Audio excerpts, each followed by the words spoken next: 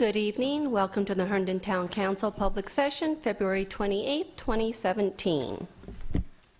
Good evening, everyone. I'll call the meeting to order. Please join us for the Pledge of Allegiance. I pledge allegiance to the flag of the United States of America and to the republic for which it stands, one nation, under God, indivisible, with liberty and justice for all. Before we get started, I wanted to point out that we have one proclamation that's on our consent agenda this evening. That is for Blake Rose from HCTV, who's being honored as the Rotary Club of Herndon Citizen of the Year, and we will be presenting that tomorrow evening. So that's why there's no presentation right now. There's a Rotary dinner in his honor tomorrow night. We have a couple of sets of minutes up for approval. I will ask for separate motions to approve each set. Is there a motion to approve the February 14th public hearing minutes? So moved.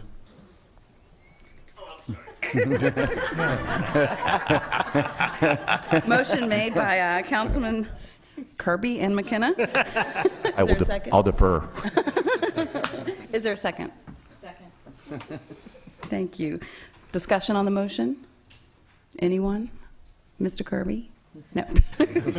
All those in favor say aye. Aye. Aye. Those opposed? Thank you. I need to abstain. Oh, and one abstention. Thank you.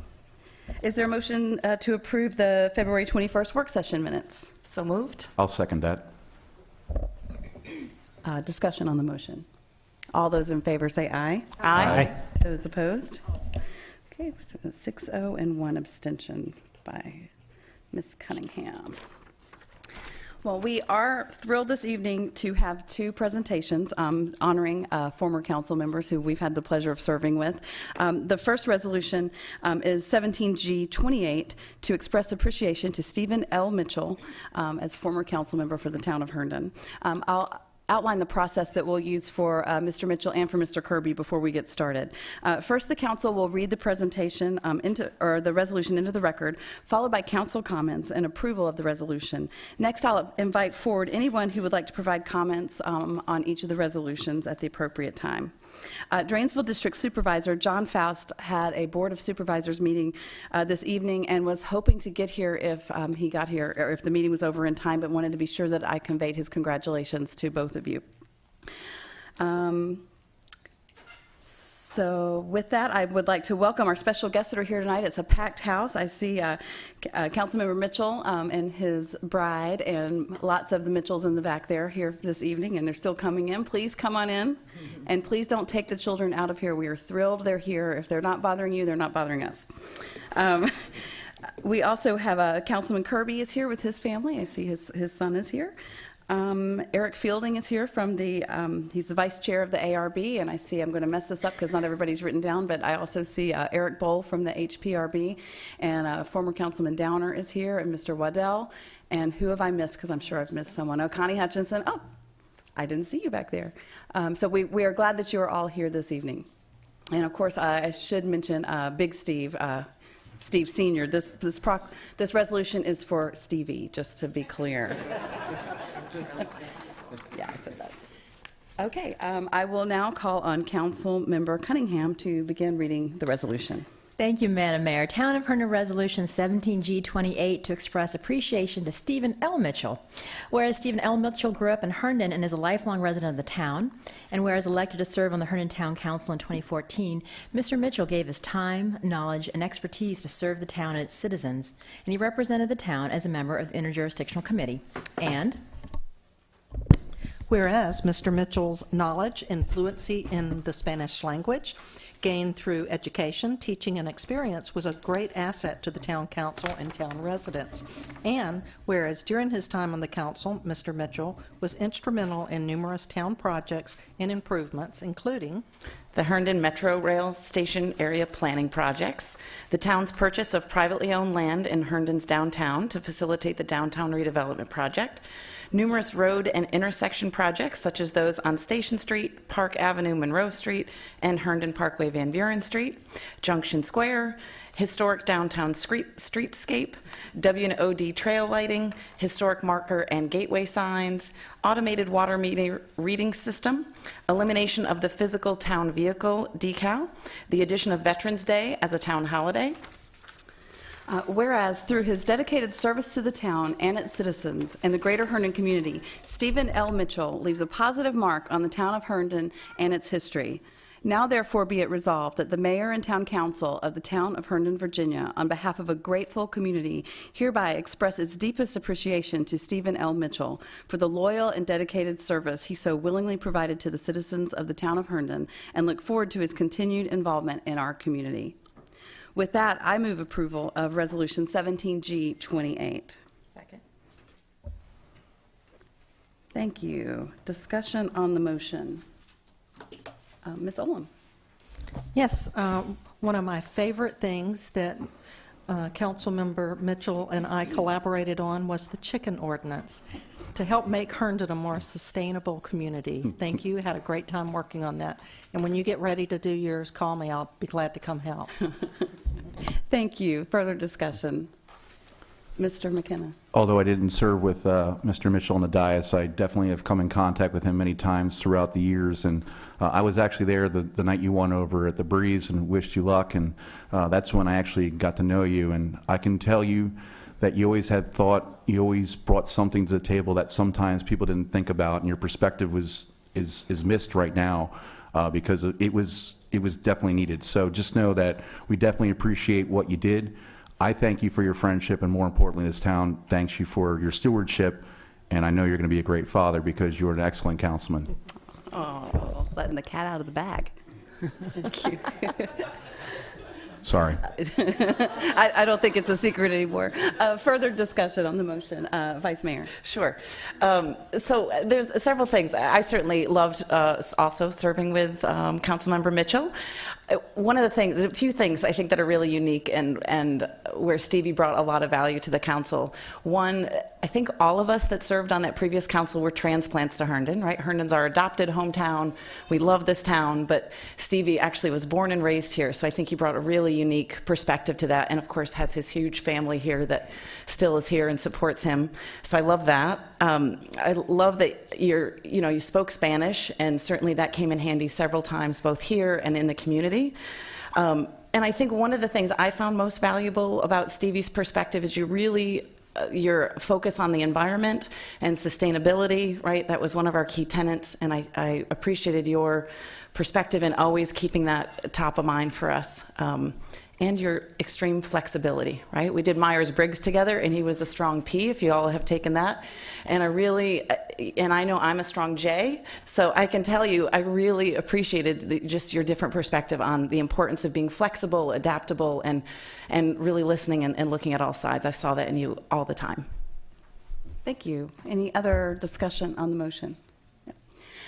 Well, when you go last, everybody's already said all the good things, but I wanted to thank Stevie for serving with us. I know it was sort of a long term. We sometimes we weren't sure what we gotten ourselves into. I really think it's really cool that Stevie not only was the youngest member of our council and brought that fresh perspective, but at the same time, like Jen said, you're a lifelong, multi-generational member of our community, and you always were telling me about your grandma and the stories about the neighborhood and things that had happened through your grandma's eyes, and I really appreciated that. Stevie and I remember the first time he came and knocked on my door back during the campaign. I wasn't home, but he saw my husband, and we got to know each other. I'm 911 Eldon Street. Stevie's 811 Eldon Street, so sometimes we get each other's mail and have to take it down the street. I am very excited for the exciting things that are happening in your family, and it was fun for us because we're old to enjoy. You planned your wedding, and now you're starting your family, and we hope that in a few years or maybe sooner you'll consider making another run for it because you were a valuable member of this group, and I really enjoyed getting to know you. I'm going to call the question on the motion, and so that I don't forget to vote on it like I did last time, and then we'll call from people from the audience who would like to come forward and speak on Stevie's behalf. And Stevie, of course, you can speak as well if you like. So all those in favor of the motion, please say aye. Aye. And those opposed, of course, that motion carries. As is our tradition, I'd like to invite anyone forward who would like to speak on Stevie's behalf this evening. Yes, ma'am. Ms. Hutchinson.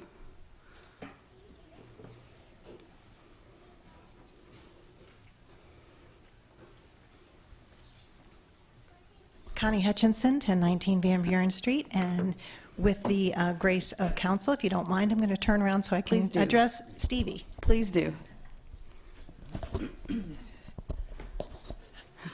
Almost didn't recognize you tonight. You look so different. But I am so proud of you. You have really represented your generation of Herndon natives. You stepped up and took responsibility to make things better. Not a lot of young people take the time to do that anymore, and so thank you for that. You put in the time and the effort that it takes to really do justice to the position of an elected official, so thank you for that. It is an awesome responsibility, but you carried it well. And you did it with conviction and passion and a true love for this town. I want to say a very sincere thank you from the bottom of my heart, and you will be missed. But I'm hoping, too, that you'll be back at some point. Thanks. Thank you, Connie. Who else would like to come forward? Yes, sir.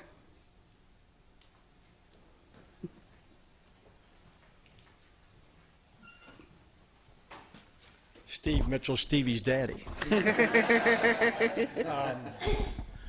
Stevie, I'd like to express my gratitude as a parent, that I'm very proud of you. I know Mom, Grandma, the whole family is very proud. Like you have heard, it is, as a young age, for someone to step up, take the commitments that you have taken and expressed and share with the community. Your knowledge and experience is a deep thought, old soul type of thing to do. And I can't express how proud I am of you, and I'm proud of the council for allowing him to grow a little bit. Thank you. Thank you, sir. Is there anyone else that would like to come forward? There are a lot of shy Mitchells out there. Anyone? I want to make sure anyone that would like to come has an opportunity. Okay. All right. Well, thank you. I would like to invite forward Councilmember Mitchell and all of his family that would like to join us, the entire council. Any of the family and friends or people who've served with Stevie that would like to come forward for the presentation, we welcome you to come forward.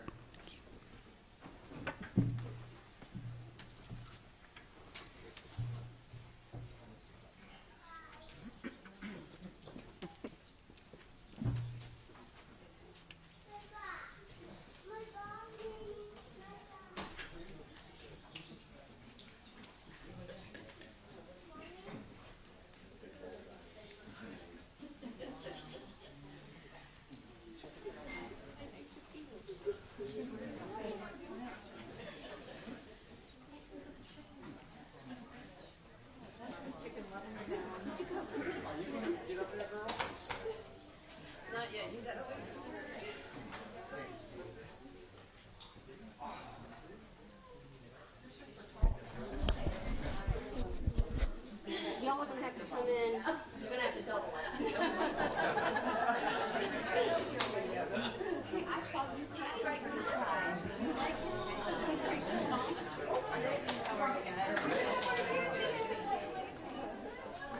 Get in tight.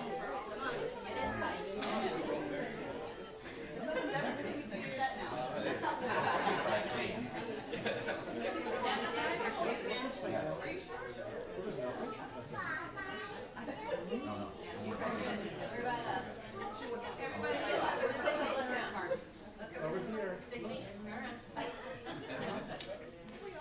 Okay, big smile.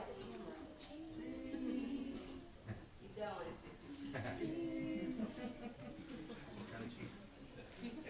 Yellow cheese. That's right.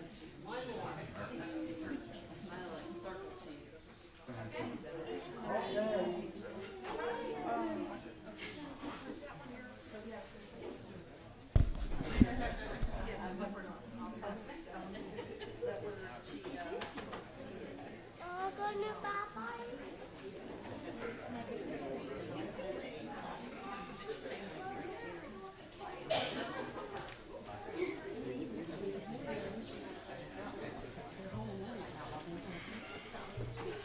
Yeah.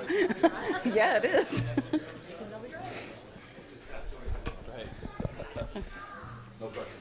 Yeah, seriously. Is this thing on? Yeah. All right, all right. Thank you guys very much for taking the time to pass this resolution tonight. I truly appreciate it. I guess it was May 6th of 14 that a bunch of people came out, and for everyone that voted for me, I hope I served you all very well. Feel a little awkward with everyone behind me here. So You can turn around if you'd rather. oh, cool, thank you. Sure. So I do think, I know actually I try my best for everyone that voted for me. For everyone I didn't vote, I hope, vote for me, I hope I represented you equally as well, as it was never about that to me. It's not your town, it's not my town, it's our town, and that's been evident since day one. Our town's fluid, and it's continuing to be dynamic, and the people sitting at the dais right now are charged to do that for us, and I respect all of them. I have confidence in all of them, and again, I appreciate their time tonight, and I'm looking forward to seeing everyone around town in the future. And again, thanks a lot. Thank you all very much.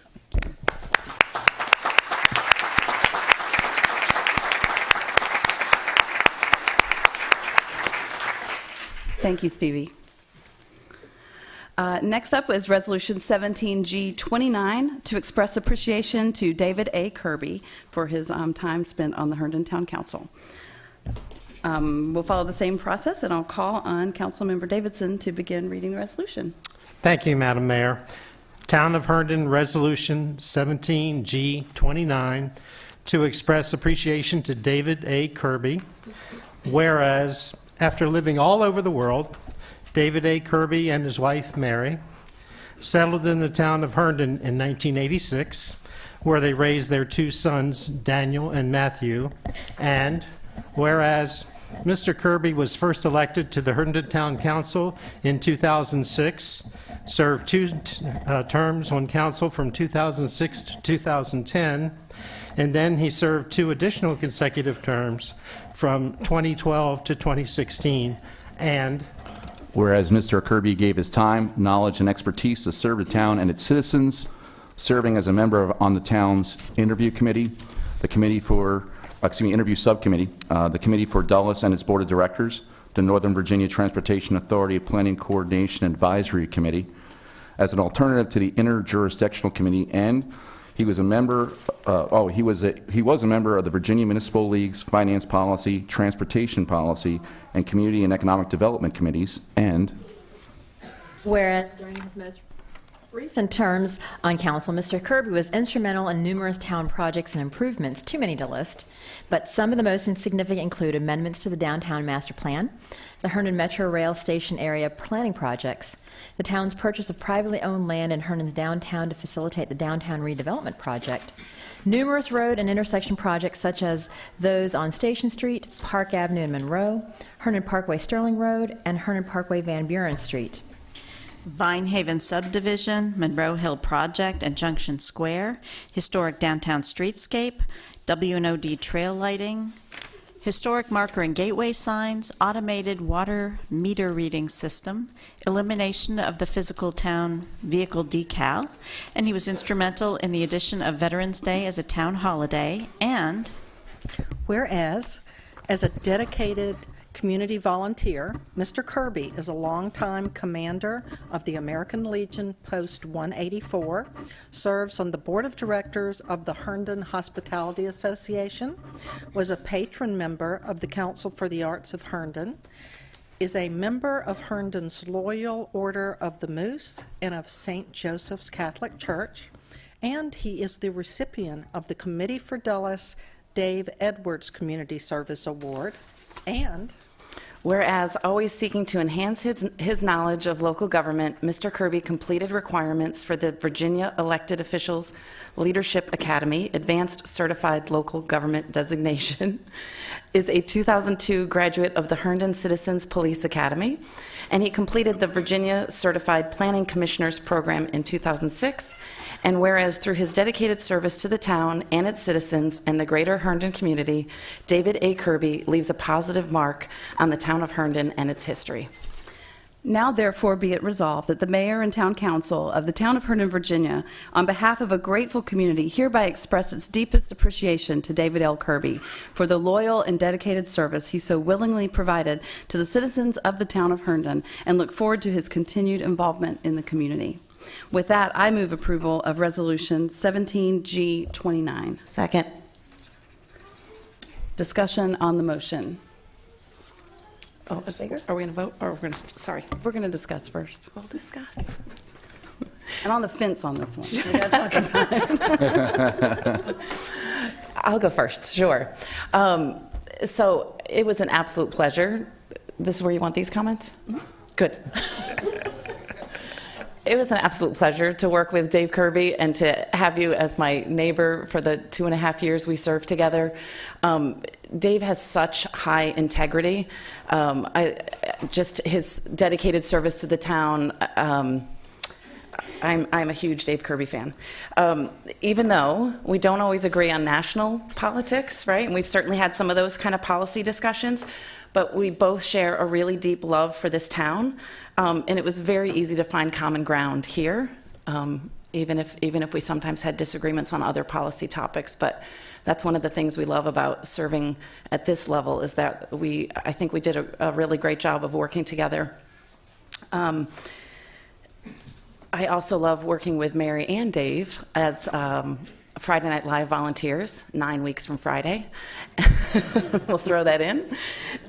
So thank you, Dave, for your dedicated service and for teaching me by your example of how to do this. And I'm going to continue to learn from you and look forward to seeing you more often soon. Thank you. Further discussion. Ms. Cunningham.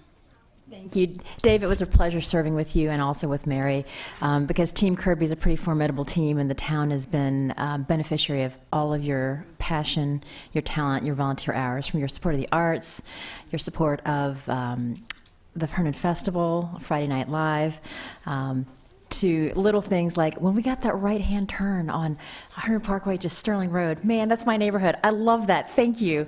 You know, little things like that. You're always striving to make Herndon a better place for all of our residents, and I have really enjoyed working with you, and it's been my honor to have been your colleague for this many years. Thank you. Thank you. Mr. Davidson, followed by Mr. McKenna. Dave, many nights I sat out in the audience and I listened to a lot of the conversations of which you were a big part.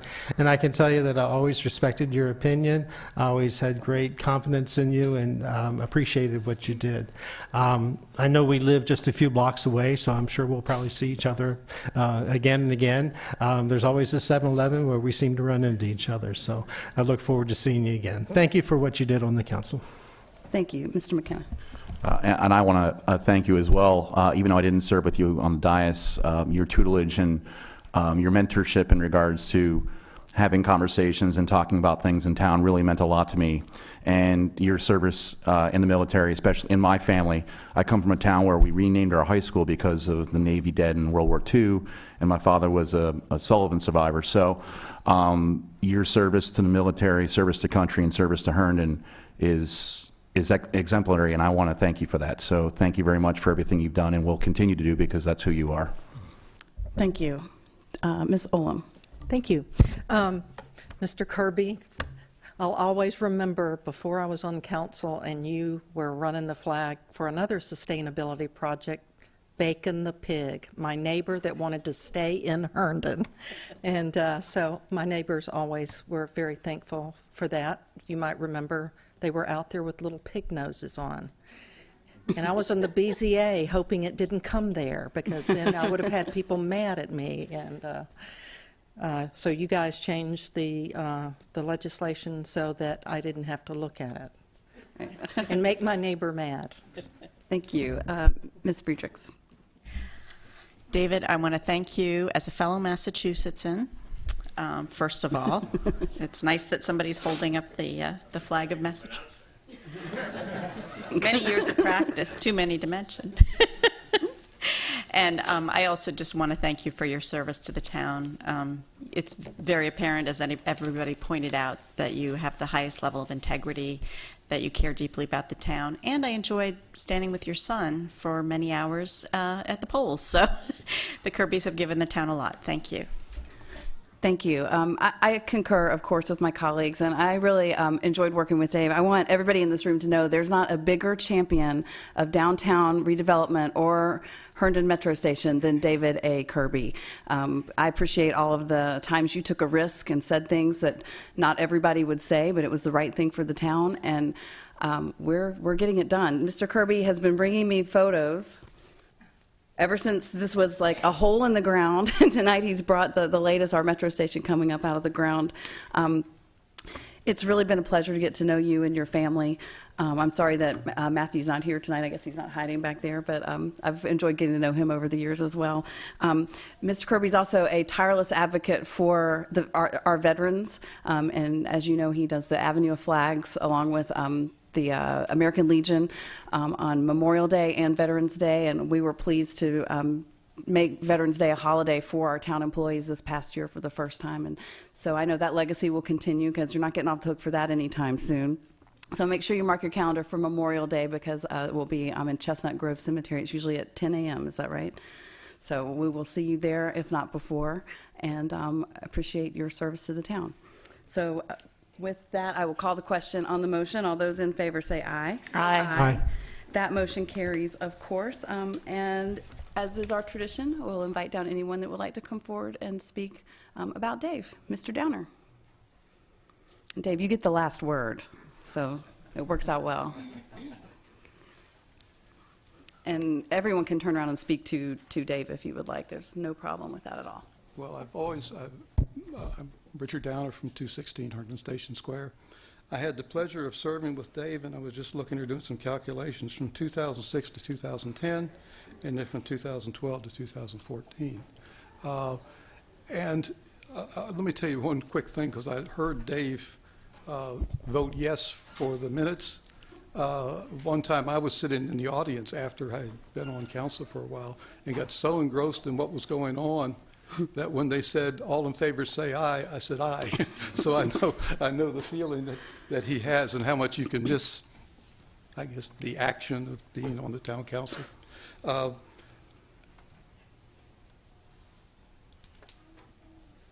got to serve with Dave, and I noticed one thing. He always came prepared, and he always had something very knowledgeable to say about what was going on. And as you all know, that's not always true with your fellow officers in anything, that they come to the meeting ready to talk about something and ready to compromise if it was necessary, but also ready to defend their idea. And Dave has always done that. And frankly, I know you're going to miss him because of his corporate knowledge that he's had for so long with all the things that have gone on the town council and the history of the town. And he and Mary, like you say, are just quite a team. And I don't know how many years you've been doing Friday Night Live, but maybe it's been all of them. But anyway, Dave, thank you very much to both of you. Thank you, sir. Who else would like to come forward? Ms. Hutchinson.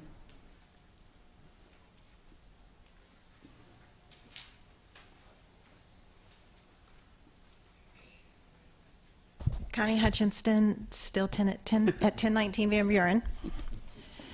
Dave, as everybody else has said, you are a true man of honor and integrity. It was a true privilege for me to have been able to serve with you. You've earned the trust and the respect of, I think, everybody that's ever served on council with you, and especially of the citizens of the town. I'm very glad that you and Mary chose to make Herndon your home. Thank you for your service to our country. But more importantly, thank you for your service to the town. But you're not off the hook yet. Friday Night Live and Jambrew and Herndon Hospitality, as well as I'm sure the American Legion, all need your continued involvement. But thank you so much for everything that you've done. Thank you. Mr. Waddell. Thank you, Madam. Thank you, Madam Mayor. Madam Mayor, members of Town Council, members of town staff, fellow citizens, I'm going to take license to turn my back to them. Charlie Waddell, 929 Barton Oaks Place. Want to say a few things in defense of Dave Kirby and a few things, a roast. Served with him 3 terms on council, also in the same time frame as Mr. Downer. Also want to echo Mr. Downer's comments. He was always prepared and sometimes a challenge to my points of view, but I appreciated that. I also want to echo Mayor Merkel's comments about his integrity. Yes, a man of integrity, and again, therein sometimes laid the challenge for me. You're a dedicated public servant. I respect that, admire that. Your guidance, your leadership inspired me. You were committed to doing what was right. That's the integrity thing, and not just what's popular. You had courage and bravery. I'll get to bravery later, but courage to recognize what the tough choices were, what were the right choices to make, and you made those.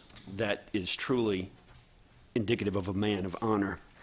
And sometimes I didn't agree with some of the votes that you made, but you are forgiven. A special note of thanks. Thanks for seconding my motions for all of those amendments to some of those resolutions and all of that. I appreciate that. I also want to thank Mr. McKenna for pointing out something key, his military service. As you know, he served in the Air Force.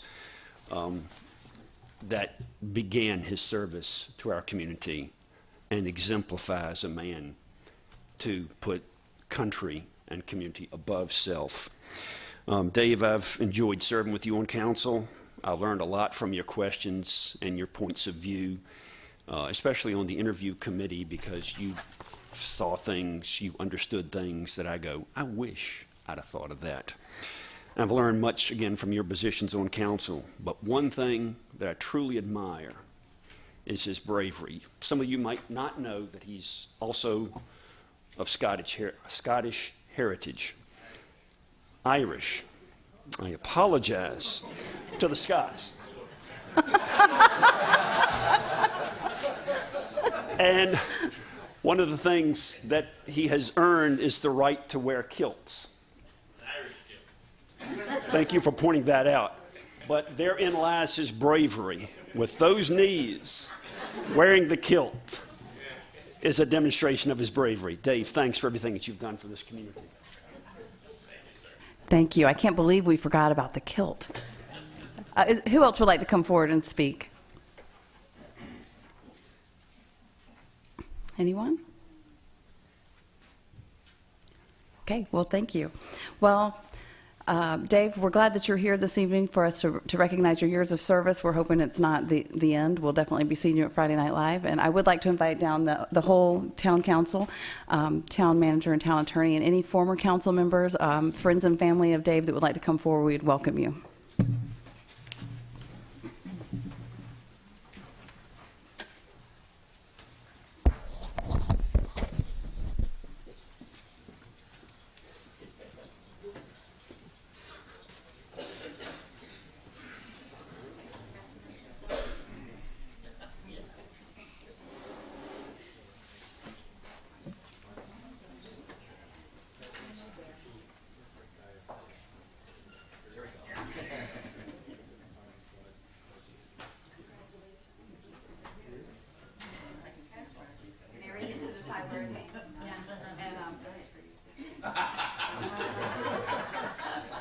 Did it come out of the machine? I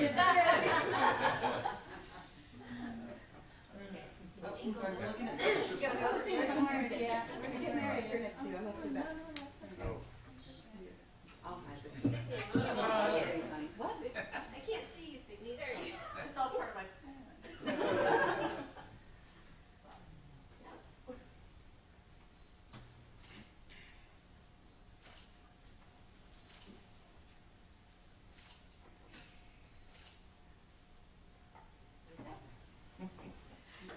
Somebody else on the other end of the camera,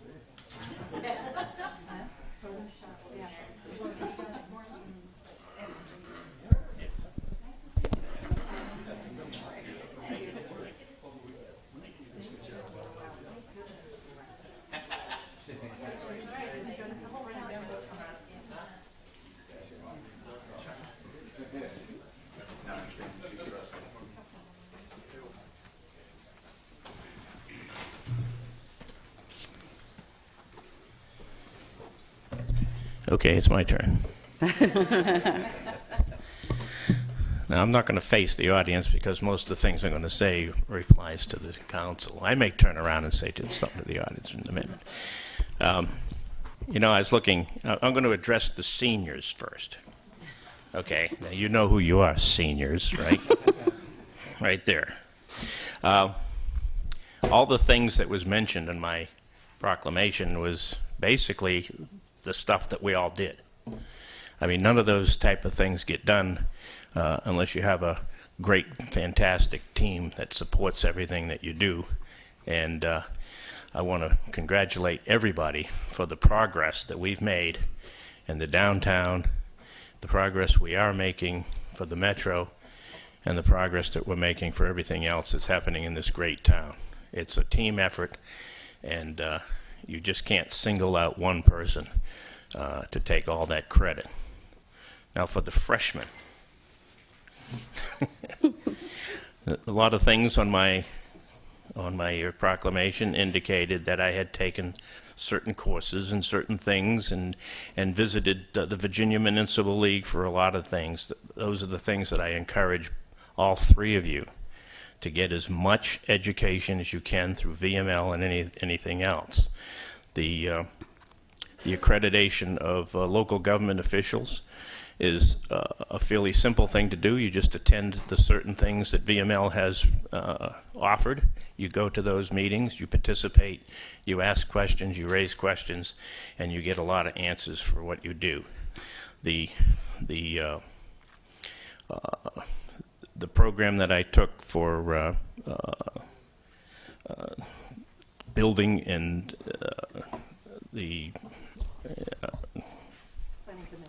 thank you, the Planning Commission course. It's a phenomenal course. It's 10 weeks long. There's a lot of essays to write and a lot of things to cover, but it's definitely well worth taking. You'll understand the things that come to you come from the Planning Commission. And they're finished with it, they bring it to you, and you have to understand why and what they decided and what they recommended. So by taking that course, you'll have a better sense of how you make those decisions and whether or not you agree or disagree with the Planning Commission. So I encourage you to take all those type of training scenarios you can. Now, there has been some times when we don't agree, and that's about 10%. The rest, with 90%, I think we all agreed and we all came, and that's why this town is so great. 5% of that, I'm going to say, is the Arts Center that is being built right now. I watched on TV one of the recent public hearings, and Councilmember Davison brought up the issue on the Arts Center. I think that's something that really has to be looked at with a fine-tooth comb on how it's going to be put together, how it's going to be paid for. And we got basically an empty building to put stuff in, and I hope that the arts community, Mr. Davison and Mr. McKenna, will continue to, as well as Signy, will continue to hopefully find other things other than the taxpayer to fulfill that requirement.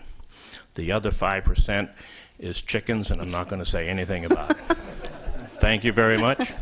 I want to thank my family. I want to thank my wife for putting up with me every Tuesday night.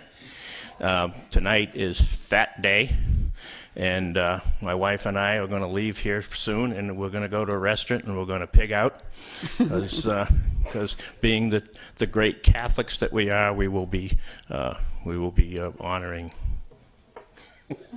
And we'll be fasting for the next 40 days and 40 nights. So thank you all, and thanks for everybody else who came out and said those kind words for me. And maybe, but I doubt it, you may see me up there again. Thank you very much.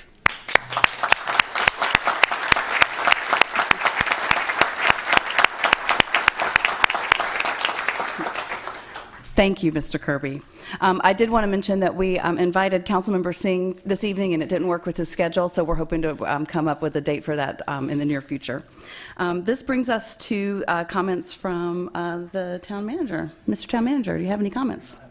Okay, thank you. Mr. Davidson?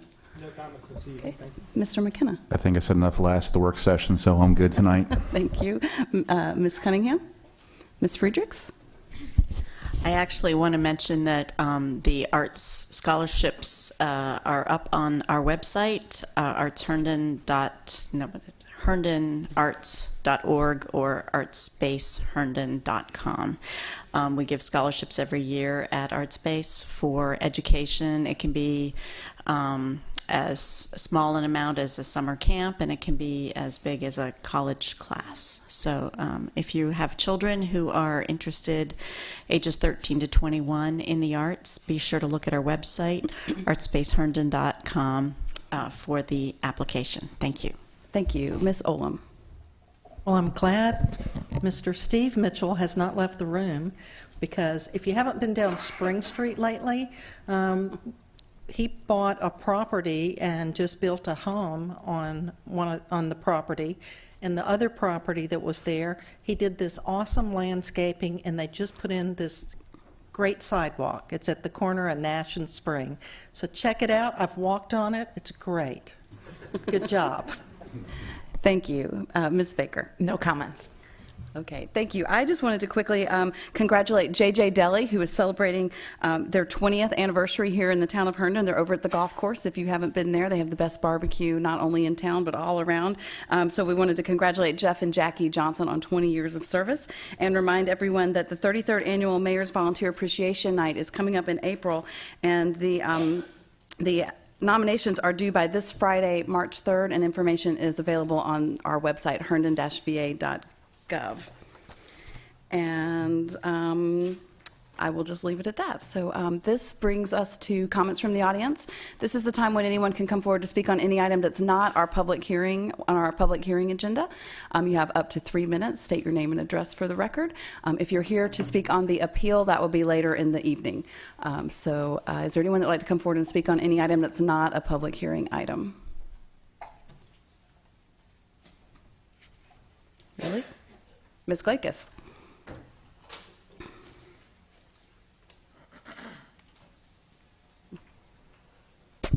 Good evening, Madam Mayor. I would like to present a PowerPoint presentation on behalf of the Historical Society. If I could have 5 minutes, please. Certainly. Thank you.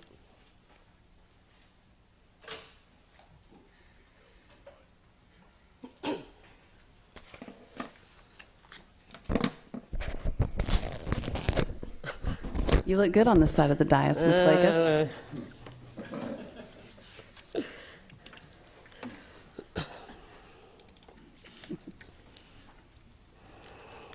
All right, good evening, Madam Mayor and Town Council members. I'm Barbara Glakis of 935 Barton Oaks Place. I am the historian of the Herndon Historical Society, and I am here tonight to discuss the history of the Carroll Cabin.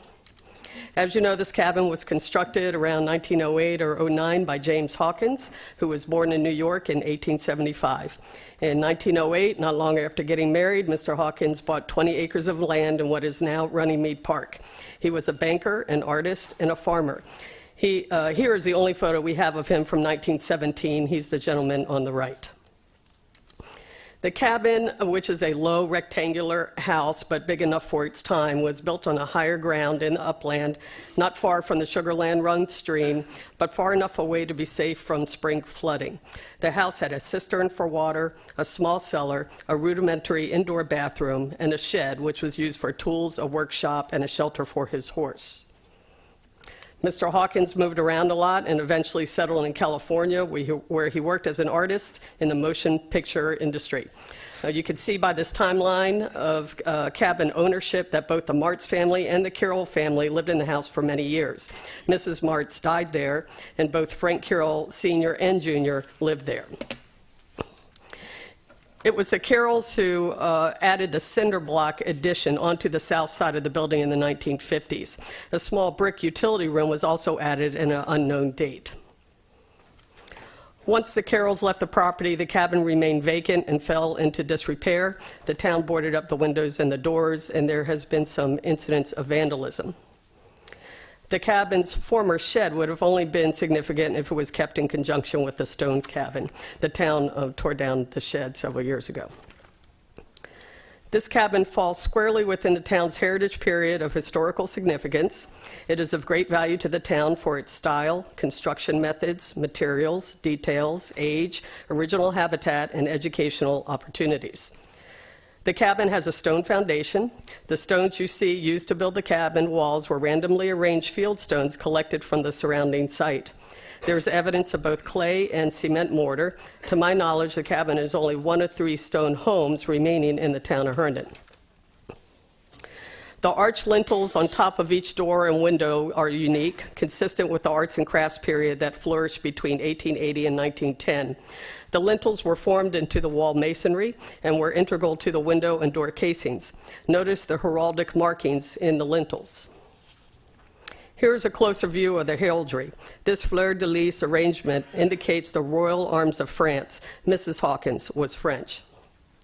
The Hawkins' son, Marcel, attended Yale and also became a French instructor there. You can see some of the handsome stone on the interior of the cabin as well. The walls are 18-inch thick. The other interior walls are finished with hard plaster. If you look closely, you can see the cement shingles laid in a unique diamond pattern. The same shingles were used in the frame panel of the gable above the wall. The ridge of the rooftop was capped by terracotta tiles. The doors had colored stained glass pines, also reminiscent of the arts and crafts period. Stained glass panes, window panes. The Dutch door is located between the cabin and the kitchen of the brick utility room. There is also a pair of French doors on the east side of the cabin. The house had 3 chimneys. 2 served the fireplace and main oil heater, and the third formerly served as a freestanding wood stove. The fireplace design, and with the heavy beams, reflected the times in which it was built and also European traditions. The fireplace has a shallow raised hearth. The oak floor and ceiling boards are made of tongue and groove construction. Some floorboards are arranged in a straight pattern, while others have a herringbone pattern. The ceiling has exposed joists. Finally, in addition to its local craftsmanship and stylistic trends, another very unique feature of this cabin, it is the only home in the town of Herndon that remains in its untouched historic environment, retaining its original landscape character. Located in our town's natural park, it sits on a grassy knoll in a 1-acre clearing with scattered shade trees and surrounded by dense hardwood trees. This stone cabin is highly worth of being preserved. This final picture shows John Denoyer and Ann Chanka, Friends of Runnymede Park founding members, sitting by the cinder block addition to the cabin, teaching children about the park and the cabin. Thank you. Thank you, Ms. Glakis. Is there anyone else who would like to come forward and speak on any item? Mr. Mitchell.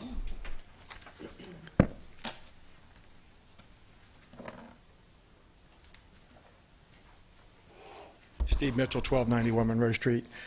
I would if I could, but I can't take all the credit for the house at Spring Street that you referred to. I want to let the town know that it's through your processes that actually got you what you did. I remember several years ago the town made subdivisions an administrative process, so it's working with the staff, the ordinances that are in place, that eventually got you Spring Street to look the way it does, with the cooperation of the Public Works, us understanding each other's needs and concerns. And I'd like to also thank the HPRB for, which is also available to allow us to place the house where we did, which we felt was the ideal location. And so with all that cooperation between the HPRB and the staff is the end result, and because of the way that you all do your ordinances now. And I wasn't the builder of the house, it was Evergreen Homes. Thank you.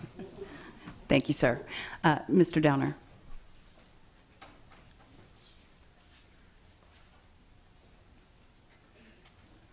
Richard Downer, 216 Herndon Station Square. Steve was too fast for me. I was supposed to jump in there right behind Barbara. First off, full disclosure, I am one of the founders of the Herndon Historical Society, and I've served as an officer and board of directors for years, since 1971. But I'm not here speaking, I'm speaking only as a private citizen who has been very involved in the town council, the architecture review board. I was on that for 13 years. And we've lost a lot of our original buildings. Some that you're familiar with, I know, because you've seen pictures of them, but this structure deserves to be saved. And I want to make sure that everybody realizes that we're not talking about the entire structure. Barbara's presentation showed the history of the building, but we're only talking about the stone portion of that building, as far as I'm concerned, is worth saving.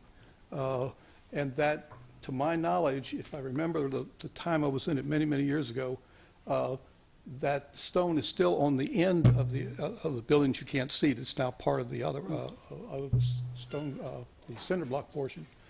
But it is really an example of early Herndon. I even thought that maybe someday it might be incorporated some way or adjacent to the art center, the nature center. And I think it would be a good way to show people just how people lived back at the turn of the century. And some of the pioneers literally pioneers. Can you imagine being back there with no Herndon Parkway, no nothing around you, that far away, what it would be like now. So anyway, I just wanted to say that I personally would like to see us look at saving that portion of that building. Thank you. Thank you, sir. Who else would like to come forward? Mr. Waddell. Thank you, Madam Mayor. I've got a couple comments to make. One for the Carroll Cabin. Madam Mayor, members of Town Council, members of staff, fellow citizens, and fellow historians. Charlie Waddell, 929 Barton Oaks Place, 23-year citizen, initially attracted to Herndon for its unique heritage and for its recognition for and preservation of its charm, as well as its place in history. Come before you tonight to comment on what we're calling the Carroll Cabin in Runnymede Park. I would ask that you save it from destruction, this Herndon landmark, and recognize its potential as a Herndon icon and as a potential tourist attraction. You're considering the fate of the structure we're going to call the Carroll Cabin. One of the options is demolition. Another option would be to stabilize a part of the structure so that its utility could be decided and possibly enhanced in the future. I implore you to save that part of the structure called the Old Stone House, the one built in 1908 by James Hawkins. Yes, remove the cinder block and the brick additions that were added at a later time. Save the Old Stone House.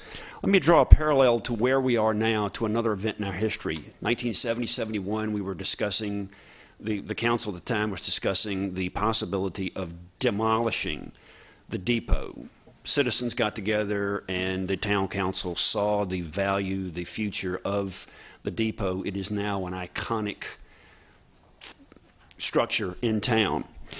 I'm glad that we had the foresight back then. This old stone house has similar potential.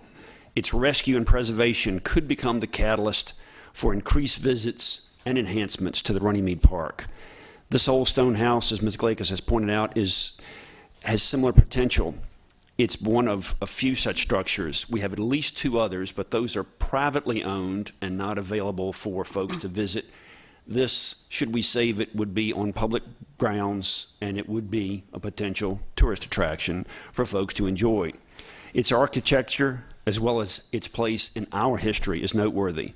Mr. Walker of the HBRB remarked in his 26 January memo, I'm quoting, the building's provenance fits squarely in the middle of the Heritage District's period of significance, and it is, quote, the last remaining vestige of the town's rural past that retains both the architectural and landscape integrity. The Old Stone House architectural significance has been confirmed in an architectural assessment done in 1995. You as council members are trustees and protectors of Herndon's heritage. You have a unique opportunity to preserve and protect a key part of Herndon's heritage that is now being threatened with destruction. To again quote Mr. Walker, the Old Stone House is one of the most significant remaining historical structures in the town.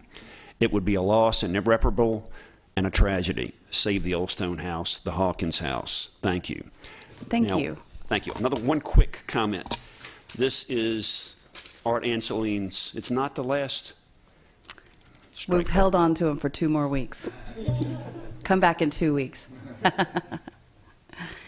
Dodged a bullet there, Art. Is there anyone else who would like to come forward and speak? Mr. Mitchell. All right, thank you, Madam Mayor, members of the Town Council. My name is Stevie Mitchell. I live at 811 Eldon Street in Herndon, Virginia, 20170. I have personally checked out the last 8 weeks. I had no idea this was up for potential destruction, and I implore you to make sure that does not happen. You cannot rebuild this in the same integrity that it currently has. It is a very cool timestamp of where we were at one point in this town. You can't take that back. I really highly encourage you to make sure you make the right decision tonight. Mrs. Glakis, I believe you said that was Mr. Hawkins that built that. He was an artist, and that is art. And as people that we say we want art in our town, art is timeless, and that is a significant point of time, and I implore you to please make sure you make the right decision tonight, and thank you very much. Thank you. Just to make sure we're not making a decision tonight. So there's time. Yep. we are taking public comment. I think that's time card. You know? All right. Yeah. He's happier every time I see him. Is there anyone else who would like to come forward and speak on any item that's not a public hearing item this evening? No? Okay. Come on down. Sorry, I almost missed you. Yeah, I almost didn't come. My name is Jason King. I live at 12013 Stewart Ridge Drive in Herndon here. That building is very nice. It's a very unique building. It's very fun to go to, especially in the middle of summer when you need a hot, cold drink because you spent the entire day hiking along Sugarland Run. If Sugarland Run didn't smell so bad, it'd be a lot nicer to visit. And because it's out of the way, it can be used. There's a lot of areas around here that use little tiny houses like that, only 2 or 3 times a week, maybe less, with a small park ranger, just for anything, classes, possible, there's a whole lot of things that can be done with it if you just possibly ask the Park Service in the area. They might love it, they might hate it, but they can possibly use it. I would strongly suggest just to keep it because it is a little gem that you find tucked away that you're like, hey, this is someplace I want to return to just because it's unique in this town that's being absorbed by housing and by buildings. It's something that's not, that's old, that's still surrounded by wood. So I'd ask you to preserve it just a little bit longer. Thank you. Thank you. Is there anyone that would like to come forward and speak on, you've already spoken, Mr. Waddell, I'm sorry. Is there anyone else who would like to come forward? Okay, I hate having to do that. Thank you, though. Okay, well, then we will, if there is no one else, I'm making sure I'm not overlooking anyone because there are a lot of people here. Okay, thank you. That will bring us into the public hearings. The first item is Resolution 17G30 to consider adoption of concept plans for project design for the Van Buren Street improvements. Council has received comments on this for quite some time. They've been entered into the record, and I'll recognize Bob Boxer for the staff report. Thank you, Madam Mayor and members of council. This resolution would adopt a concept plan for Van Buren Street improvement project, which is part of our capital improvement program. The concept plan will improve Van Buren Street between Herndon Parkway and Spring Street. It will employ complete street methods, which is multimodal, would provide both bike lanes and improved sidewalks in that area that would provide access to the Silver Line, which is, we all know, is under construction. Back in December, we had briefed council on a proposed concept. Later that month, we held a public meeting. I received good attendance and received comments. We left the comment period open into January of this year. Tonight, I've invited back Matthew Kaiser from RK&K is our engineer, and he will walk us through basically the same concept PowerPoint that we presented to the public back in December. And with that, I'll turn it over to you, Matthew. Thank you, Bob. Mayor, Council. Thank you. Is the microphone on? It's hard to tell from up here. Sorry. There you go. Here? Okay, thank you. As you said, the project's located between Herndon Parkway and Spring Street. The Van Buren Street is an urban collector posted at 25 miles per hour. And this was identified to link downtown with the Herndon Metro Station. The scope of the project is to improve the multimodal connectivity, which includes pedestrian and bike facilities and ADA-compliant ramps throughout. Other improvements are Alabama Drive, a traffic signal at that location, improve the road drainage with curb and gutter, and a few locations for stormwater management. And the roadway, or the plan, will use the existing right-of-way as much as possible. The improvements are we're keeping 11-foot travel lanes. We have on-road bike lanes. Those are from Spring Street to Senate Court. And then there'll be off-road cycle track from Herndon Parkway to Senate Court. And then we have the 5-foot sidewalks, and then the existing left turn lanes will be kept throughout the corridor. This shows the typical section a little better here. It includes the 4-foot on-street bike lanes, and then the 4-foot buffer between curb and gutter and the sidewalk. Going through the project, this is starting at Herndon Parkway and going to the north. This is the only section between Herndon Parkway and Senate Court that has the off-street 5-foot cycle track, and they'll be adjacent to the 5-foot sidewalk. The unsignalized crosswalk is also proposed for the park entrance. And then from there, it will go to a 4-foot bike lane, on-street bike lane, and one of the potential sites for the stormwater management is in Hallie Smith Park behind the softball field. And then going further, we have Alabama Drive. We'll have a full traffic signal there. Now we'll have 4 crosswalks with pedestrian countdown signals in all 4 legs. Then at the Bruin Park entrance, we'll also keep the unsignalized crosswalk there. Then along here, we have it in front of St. Timothy's Church as a potential location for a stormwater management facility. And then going further at Old Spring Street, we're keeping the 3-way stop sign, and then we're adding crosswalks to all 3 legs and improving the curb cut ramps. And then we carry the bike lane all the way to New Spring Street, Van Buren Street intersection. The project will use only $70,000 for general funds. We've already applied for and received $790,000 for transportation alternative funding, and we plan to apply for another $720,000 future transportation alternative funding. Then the regional share is 30% for House Bill 2313, and Sam's money coming from Fairfax County is $2.2 million. So the total allocation we have is $4.558 million. And then the project cost, we have design at $570,000 estimated, land acquisition at $240,000, and construction at $3.74 million, for a total of $4.55. The schedule, we had a working session December 6, 2016 with the town council. We had the public meeting December 8th. And then tonight it would be the adoption of the plan. The design could start summer of this year, and utility relocation and land acquisition can be complete by summer of 2019, and the plans would be completed by spring 2019. And advertised for construction summer of 2019. Project would take a few months and should be complete by winter, and that'd be in time for the metro station opening.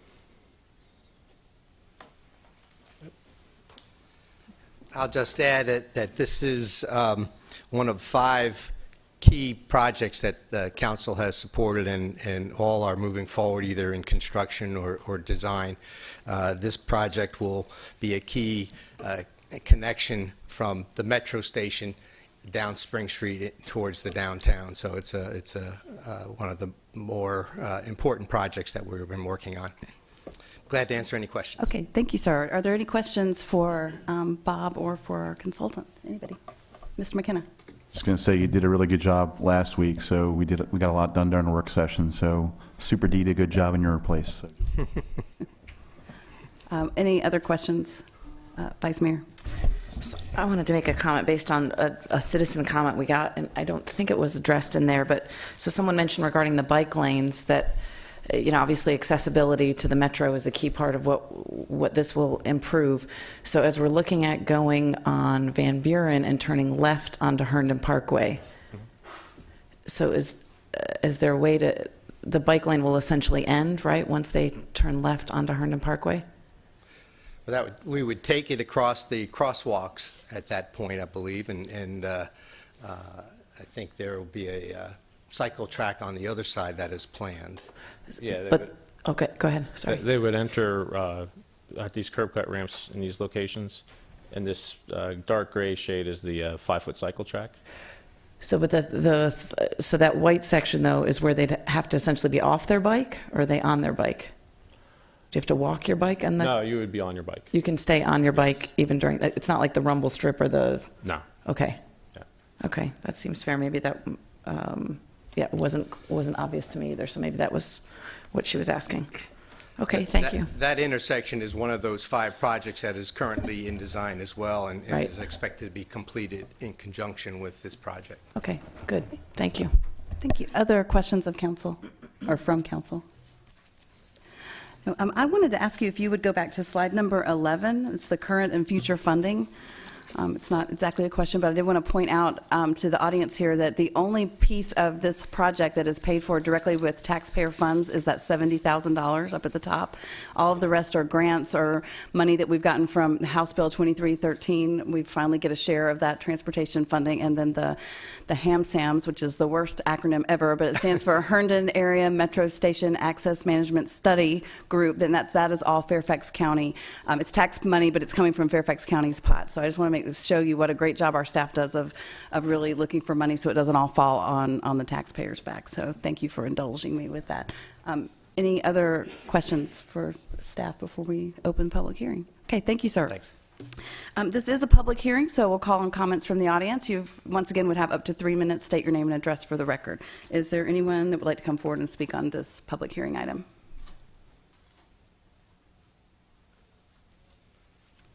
Okay, seeing none, I will close the public hearing, move to council level for discussion and action. Madam Mayor, Yes, ma'am. I move approval of 17G-30. Second. Thank you. We have a motion made by Ms. Olam, seconded by Mr. Davidson. Discussion on the motion. Yes, staff did a great job of going over this in the work session, and we've been working on this for quite a while. I know Vice Mayor will get to take over the PBAC and be working on this even in more detail in the future with all the other improvements that are planned on the Parkway side. So I'm really looking forward, and that is a street that I walk, so I'm looking forward to all those improvements showing up. Thank you. Anyone else? Mr. Davidson? Yes, I'd just like to thank everyone who's had a hand in this particular project, whether they were on the dais, on staff, or members of the community who have sent us comments about it. This is a fantastic move towards, or a milestone towards getting us the transportation options and availability that we need for the new metro when it comes so that we can get there. So thank you to everybody involved. Thank you. And other discussion on the motion? No? Okay, well, I concur with my colleagues. This is going to be a great addition. Right now, that's a two-lane road, and it has quite a bit of traffic on it, and it's not super pedestrian-friendly, so going forward, this is going to be a great asset to get to and from Metro and all points in between, and I do just want to point at my favorite slide again, so I'm very excited about the bargain that we're getting on such a great project. So with that, I'll call the question on the motion. All those in favor say aye. Aye. Those opposed? That motion carries. Next, I think we finally reached why everyone's here this evening. It's a resolution, which is 17G31, to consider an appeal of an Architectural Review Board decision. That would be ARB number 1621, to erect a freestanding sign at 830 Drainsville Road. The appellant is Robert C. Nerschel, president of the Old Drainsville Hunt Club Homeowners Association. And earlier today, council received a revised resolution for consideration, which is on the town's website, and there were also paper copies out on the table in the lobby if you were interested in that. An appeal is a different process than how we, the items that we typically entertain as a council. I'm going to attempt to explain it, but I'm going to defer to my town attorney. Would you rather explain it? Maybe you should. Oh, well, I'm sure you're capable of doing that, but I will go ahead. Thank you. The appeals, the process for appeal of an architectural review board decision is detailed in the town code in sections 5879 and 5880. The same procedure that the ARB used, same procedure and standards that the ARB used to make its decision shall also be applied by the council during the review. This is a review of the decision of the ARB. In this case, not to approve the application. The process is the applicant states the grounds for the appeal and identifies any materials or evidence from the record to support the appeal during this hearing. The council may affirm, reverse, or modify the decision of the board in whole or in part, or may remand the case for further proceedings before the ARB. The town council may not reverse or modify the decision of the ARB unless there is evidence in the record that the decision is not correct based upon the review standards. The decision of the council is final, subject to the provisions of Section 5881 of the town code, which provides an appeal under certain circumstances to the Circuit Court for Fairfax County. I'm really glad I asked her to do that. Okay. Thank you. So our charge here tonight is to ask the question, did the Architectural Review Board correctly decide that the application and evidence presented to the board did not satisfy applicable criteria set out in Code Section 5896? And as the town attorney said, the various things that the council might be able to do is to reverse the decision if we think they did not meet that criteria, affirm the decision if we believe they did meet the criteria, or we might remand the decision back to the ARB if there's criteria here this evening that would warrant sending it back for further review. So with that, I will call on Mr. Nerschel, who's here this evening. He is the appellant, and he's going to come forward, state for the record the grounds for the appeal, and identify any material or evidence that you have to support the appeal. So thank you for being here this evening. Great. Thank you, Mayor Merkel. I'm Rob Nerschel at 654 Old Hunt Way, Herndon, Virginia. I'm the current president of the Old Drainsville Hunt Club, HOA. I wanted to start by thanking you, Mayor Merkel, and the Town Council for giving us the opportunity to be here this evening. I also want to thank Ray O'Sell, who's worked closely with us, and Eric Fielding, who was on the ARB. I also want to thank the Old Drainsville Hunt Club board members, Guy Brammy from Gelberg Signs, who's given up his evening to be with us this evening, and also Taylor Campbell from Campbell Landscaping. Guy and Taylor are professionals that are working closely with us on this sign. And lastly, I wanted to thank all of the Old Drainsville Hunt Club neighbors that came out on this rainy evening. Obviously, you can see we have a lot of people here that would like to speak, so I'm going to try and get through this relatively quickly. Take your time. Thank you. So with that, I guess, listening to Councilman Kirby for a minute, basically 90% of the time good people can get along, and 10% of the time we might have a difference of opinion. I think this is probably one of these points in times when the ARB and our neighborhood would probably just have a difference of opinion, but I think our goals are the same. We want to have a good outcome, a good look for the town. And so basically, the question is, why are we here tonight? And attending the last work session with all of you on last Tuesday on the 21st, I noted there were two points that I wanted to kind of reflect back on the work session on. One was that the ARB, it says here in the minutes, it says the board did not have an issue with the design or location of the sign, but rather the proposed materials, including the polystyrene, which is a brick substitute. That was point number one. I think point number two that the ARB took exception, which was that quote unquote, the board believed that the applicant's proposed design and materials were not a suitable substitute for brick and were not compatible with the existing look of the neighborhood. So with that, I'd like to kind of move to the second slide, if you will, Gray. So the objectives that we're stating here are up on the PowerPoint presentation. Basically, we have a 30-year-old sign. We're trying to replace that with a new sign that is relevant, more of an upscale appearance, better sign visibility. Currently, the sign visibility is non-existent for the most part. Build a well-designed and professional and well-designed sign and a professionally landscaping to go around it. So in our eyes, we're not just talking about a sign, we're talking about an entire look, revamping the entire entrance into the neighborhood.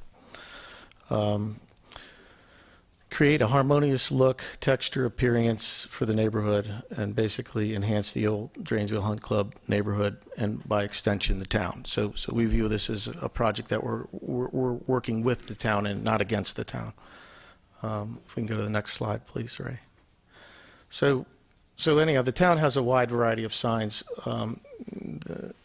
And kind of keeping with the theme of one of the reasons that the ARB felt the reason to deny our sign was it didn't keep with the look of what was in the neighborhood. I might point out just a couple things respectfully. The Herndon sign on the top left-hand corner, I noticed that the brick government center is made of red brick, not of a white sign here. So there's a difference right out of the gate. The brush strokes, there is a metal structure that is a metal plate screwed into that sign. There is no metal on the brushstrokes house. The clock sign right up here next to Finley Eye Care, the building is yellow. It is not gray. It does have gray shutters, but the building is gray. I'm sorry, yellow. The Montessori school here, if you go through the ARB application, it is very, very detailed, and that's one of the reasons that we brought Gilbert Signs into this. They have a 75-year history of creating signs. That's what they do every day. The town's criteria is immense if you look at it. One of the town's criteria is providing the type of font, color, size, place. You notice on the Montessori, we have all sorts of fonts up there. I'm sure that would not pass the ARB's threshold that's being applied to us today. Next slide, please, Ray. The top left-hand corner is the Trinity Presbyterian Church. You can see the two wooded posts. That is a metal sign hanging by two chains on the left, and the landscaping is not very extensive. On the right-hand corner, the Hunters Creek sign, we've got two bushes, two 4x4s, and a wood sign. It's hard to see, but the house in the back is a planked look. It is not consistent with the sign.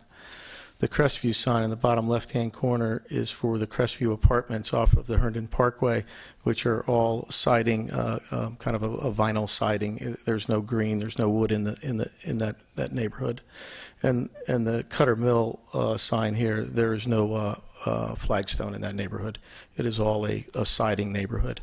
So one of the reasons that we were denied again was that our material was inconsistent, which was what was in our neighborhood. I think I've given you a few examples here of some inconsistencies in that policy. Can we go to the next slide, please, Ray? This is hard to see with the lights, but the existing sign was built primarily as a retaining wall for the tennis court. It's hard to see, but if you look closely, there's a chain link fence just to the left of that first pillar. That's our tennis court.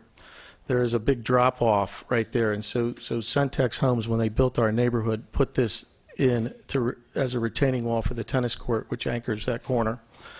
It was an after fact, I'm sure, where they put the sign on the front of it. Because of the location, it doesn't make any sense. So I think its primary goal was retaining wall, secondary goal was sign. And so that's what we're trying to replace. By the way, right to the far right tree there is our blue spruce tree. For the neighbors that have not looked in the back, I'd say at least 50%, maybe 60% of that tree is dead on the backside. And so it needs to come down because of its health. Next slide, please. Here's a picture. I just stood maybe 3 feet into the street to give you an idea of the corner, but you can see our sign is in the far right-hand corner. So if you're looking straight on and you're not moving in a car, that's what you see. Next sign.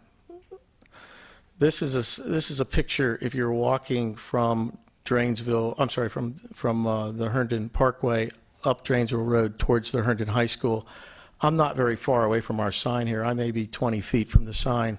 But you can see the angle. It's at a horrible angle on the right. So if you're driving your car in this direction, I think all these people in the audience will be here to tell you that you cannot see our sign. It's invisible.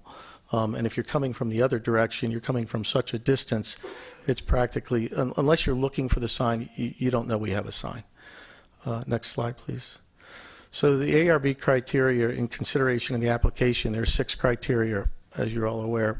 The ARB denied us on 2 criteria, point number 1 and point number 2. Basically, point number 1 was whether or not the proposed architectural design is suitable for a good suburban community in terms of the external architectural features, including signs subject to the public view, general design, arrangement, texture, color, line, mass, dimensions, material, and lighting. You can see how extensive that list is. And the ARB has taken exception with one issue, which is the material. So basically, polystyrene is the proposed material. How did we get there? I know I'm not allowed to talk about cost, but cost is a factor in everybody's budget. We talked about it tonight. It's a factor in our neighborhood too. So to build this sign in brick is substantially more expensive. We're probably looking at a 35% increase in cost to build this sign in brick. So we've moved into a less expensive sign, if you will, but having said that, it is expensive in and of itself. It is a $20,000 sign. To build it in brick, we're looking at $31,000, and the neighbors, at some point, everybody's kind of sensitive to dollars. So basically, in absence of close inspection, a passerby really wouldn't know the difference on this. And in addition, we're going to add some landscaping to soften the look. That's the theory here. Next slide, please. Brick versus polystyrene. Can you tell the difference? Okay, which one's brick, which one's fake? Anybody know? Next slide, Ray. Can you tell in this slide which one's real, which one's fake? Everybody remember the old Memorex where Ella Fitzgerald got up and she sang and then the glass shattered and then they said, okay, was it live or was it Memorex? And it was a great commercial. The answer is all of them are fake. None of them were real brick. So the point is, from a distance, the look, you're not going to know. You're not going to be able to tell. And none of our homes are in close proximity to this front entrance. You have to drive into the neighborhood. The first home on the right is not part of our HOA, but there are 95 homes in the HOA. You have to drive in 100 yards before you hit a front of our house. 100 on the right side, maybe 150 yards on the left side. There's nothing going to be sitting there where you can go, hey, look, you can tell if you look really close. One's real, one's not. Next slide, please. Criteria 2, whether or not the proposed structure building improvement is compatible with the existing well-designed structures acceptable to the board in the vicinity and in the town as a whole.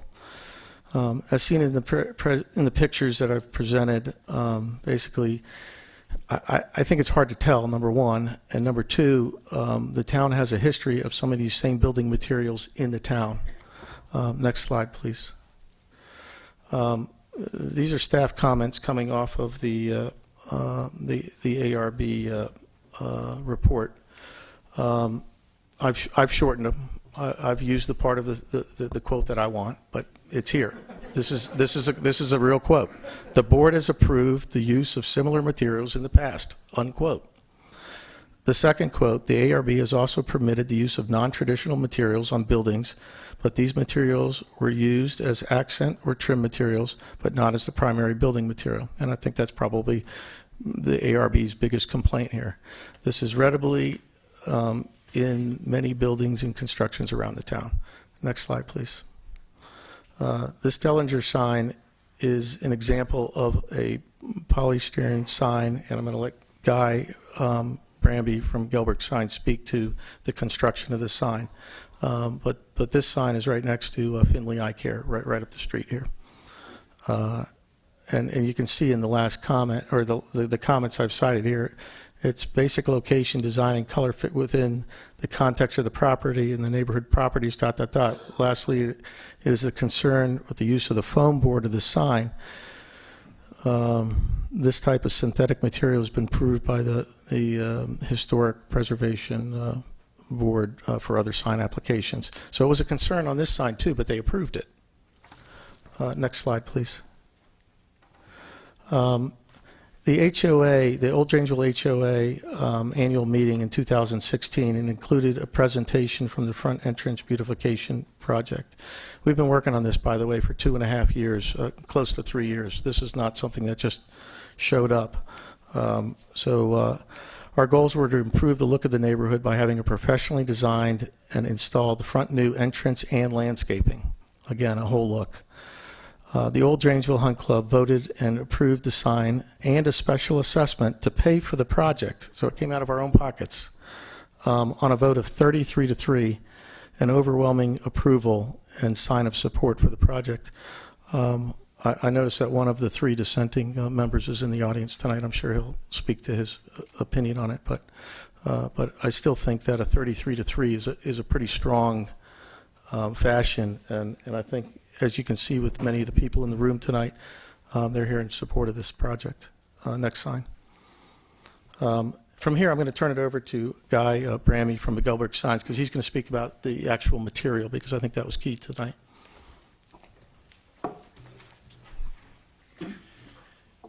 Thank you, Madam Mayor, Council, and staff. My name is Guy Brahmi. I'm with Gelberg Sign Company.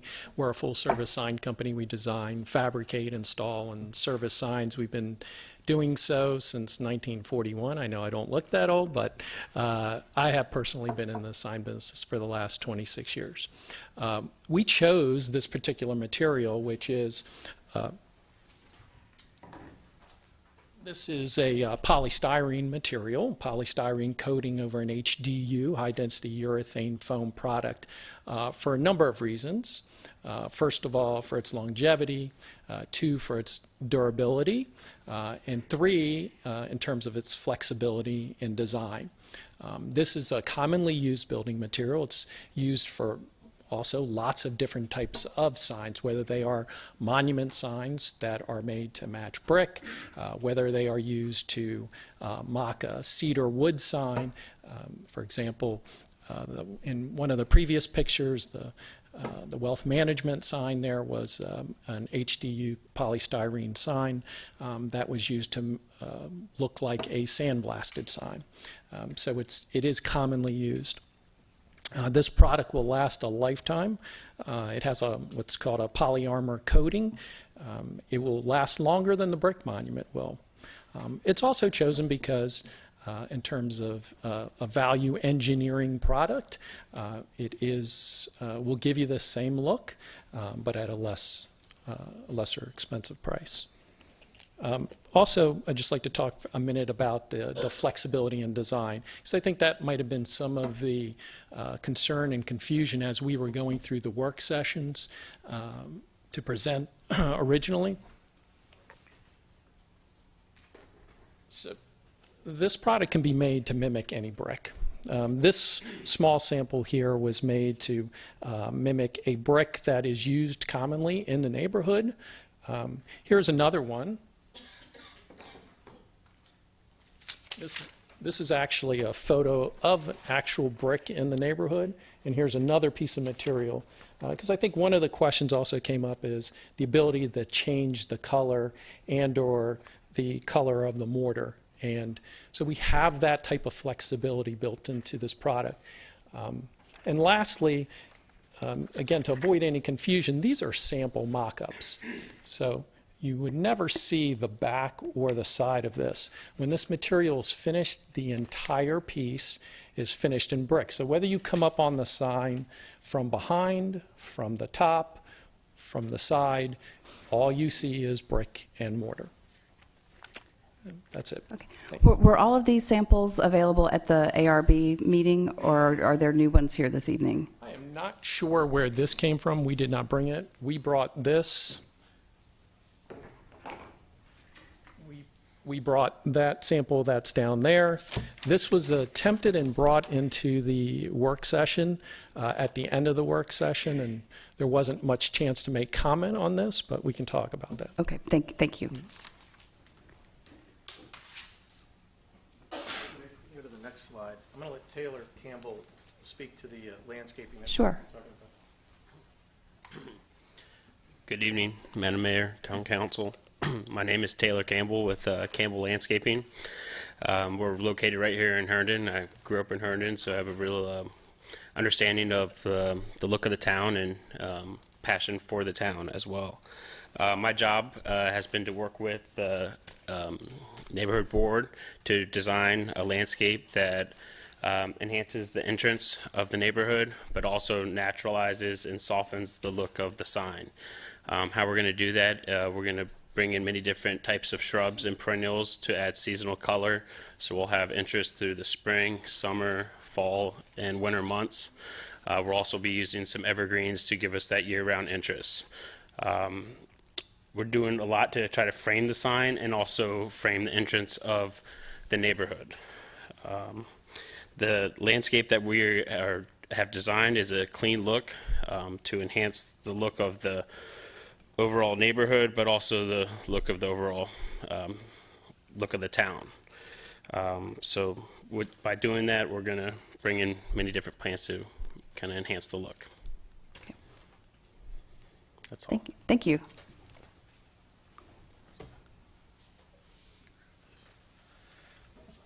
And that's the end of my presentation, so if Okay, thank you, sir. Mr. Osell, do you have some information for us as well? Yeah, just briefly, because Mr. Urschel's done a good job of going over what was presented. There were some additional things presented this evening that weren't presented to the board, and Mr. Fielding will probably hit upon those too. But just briefly, the board met in several sessions to discuss this. First on December 14th at a work session to review the application. They looked at the location, the design, and the materials with the sign. Those were the main issues that they looked at. But the thing they concentrated on was the visual quality between the polystyrene material as opposed to a real brick material.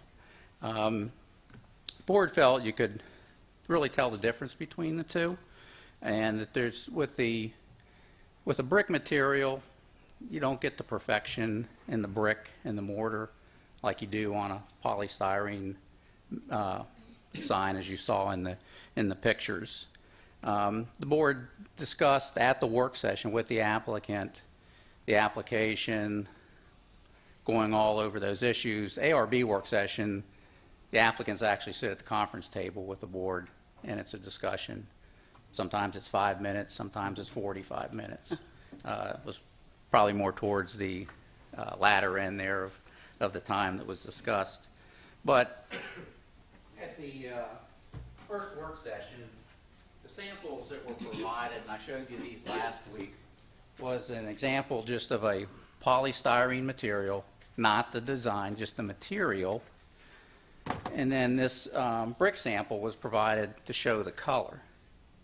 So the board had a little trouble trying to determine, looking at this color, looking at this sample, trying to put them together to see what it looked like. So they requested the applicant provide a sample that was the polystyrene with the color that was being proposed.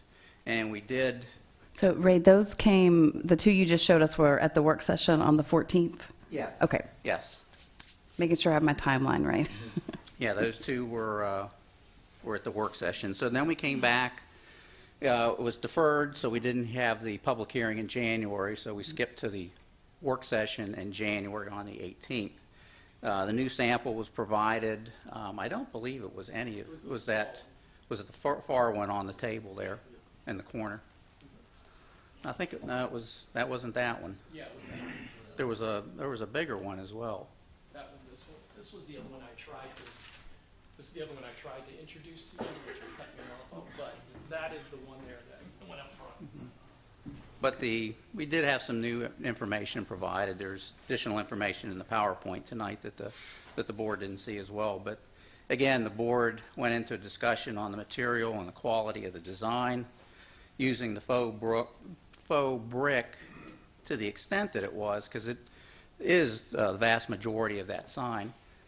For example, on some of these other signs that were shown on the PowerPoint, the faux brick part was not made up as much of the sign as this one. There were other elements to that sign that I think reduced that visual impact of that faux brick. So there were other building materials that were a part of that as well. But again, the board determined that the sign still did not meet the board's review criteria. You have that criteria as part of the staff report. And basically, I pointed this out in my staff report, that the board also does permit other non-traditional materials like they do in buildings, but those materials like EFIS, which is I call poor substitute for stucco, but it's used as trim materials, usually up out of the way where people can't bump into them because they do dent and break easily, but they are used on buildings and other signs, but as accent materials, but not as the main material. The uniform color of the faux brick was also something that's distinguishable from real brick, and the board thought that because of that, it also introduced the lack of depth that's provided with the faux brick versus a real brick structure. And well, you can't see it from these pictures, but the structure that's up there now that sits back off the road, I think there's a difference between the two. And also in this case, with the sign moving forward, which I can totally understand and agree with the residents that moving the sign up is in a better location. The landscaping is great, but it does bring it closer to the road and I think more visible, and you can see that difference more easily between the faux brick and the real brick. And so I'd like to stop there and introduce Eric Fielding, who was our vice chairman of the ARB. He was actually chairing the meeting during the work sessions and the public hearing. So, Eric. Good evening. Good evening. My name is Eric Fielding. I'm the vice chair of the ARB and for the purpose of this project, and I'm also on the HPRB. And what I'd like to do is just take a moment to reinforce a couple of the points that Mr. Osell made very nicely in this presentation, which is, number one of the things that we try to do in the ARB is we really make a concerted effort to collaborate with each other and with the applicants to try to come up with a resolution to every project, especially when we have examples such as this where we have a staff report that is recommending that we have to consider that it's not in conformance with criteria. So in the case of this project, our first working meeting, we did spend a considerable amount of time, upwards of that 40 minutes or so, talking about alternatives. We talked about alternate materials. We talked about de-scoping the size of the sign, because even though cost is not really a factor, cost did come up in conversation. So we tried to work with the applicant as best we could. And one of the things we were struck with from the first meeting is what Mr. Osell referred to, which is that the appearance of the material just did not appear as realistic as one would expect for something that is this faux brick. And so as he mentioned, we asked for another sample to be brought back to us for the second meeting. and the case was deferred. And I'll speak in a moment about the second meeting and the samples. And then from a personal standpoint, what I did is, although I have a standard protocol every month where I visit all of the properties that are subject to the applications, in this case, I went back out to the community and I spent 30 to 45 minutes driving through it, looking at the homes that are part of the community, frankly, kind of admiring the elegance and the brick facade that is in every one of the homes, of the 95 that are in there. So that did leave an impression with me in terms of the architectural integrity and standing of the community. Then that brings us to the second meeting, where we continued our discussion with the applicant. And it is true of these samples here, the only one we really talked about and examined is this one right here. And we did not see that at all, the one in the end. And this one, I think it was there, but we really didn't have a discussion of that one. So it was really centered on the one in the corner. So in light of these various aspects to our conversation, the criteria which was shown before in terms of conformance to architectural design with the neighborhoods, the suburban community. Is it compatible with the existing well-designed structures? These are the guidelines that you've seen. And then our examination of the materials. We ended up having a mixed vote. Obviously, there's different schools of thought on this, so we could appreciate the fact that it wasn't going to be unanimous. And then we ultimately went ahead, as you know, and voted against the approval of the motion. That's all I have. Okay, thank you. Are there any questions from the council for any of the speakers so far on this item this evening? Any questions? No? Okay, well then I'll ask a question. Could you, I'm getting the sense that there's new information or materials this evening, and I want to make sure that I'm understanding that. Would you lay it out for us if there are new items? I think some of the, I could point out some of the samples were not shown to the board. Okay, so it's mostly the samples. Right, and Okay. well, and the information in the PowerPoint. Okay. I mean, like some of these pictures and these were not shown. Okay. And this is all just part of the community. We didn't have these signs as far as comparison purposes. Okay. That's really just the information that was new this evening. Thank you. That's what I thought. I want to make sure I wasn't missing something. Okay, is there any questions? I want to make sure before we move to the public comment. Okay. Well, this is a public hearing, and we will call on comments from the audience. You will have up to 3 minutes to state your name and address for the record. I have a feeling I know what neighborhood most of you live in, but we do need that for the record. And I want to remind you also that your comments should focus on what it is that we're actually trying to determine, which is, did the application and evidence presented to the ARB satisfy the criteria? So it's not necessarily about whether you like the sign or if you were at the meeting and all of those items, but did the ARB do its job correctly, or do we need to consider reversing that decision?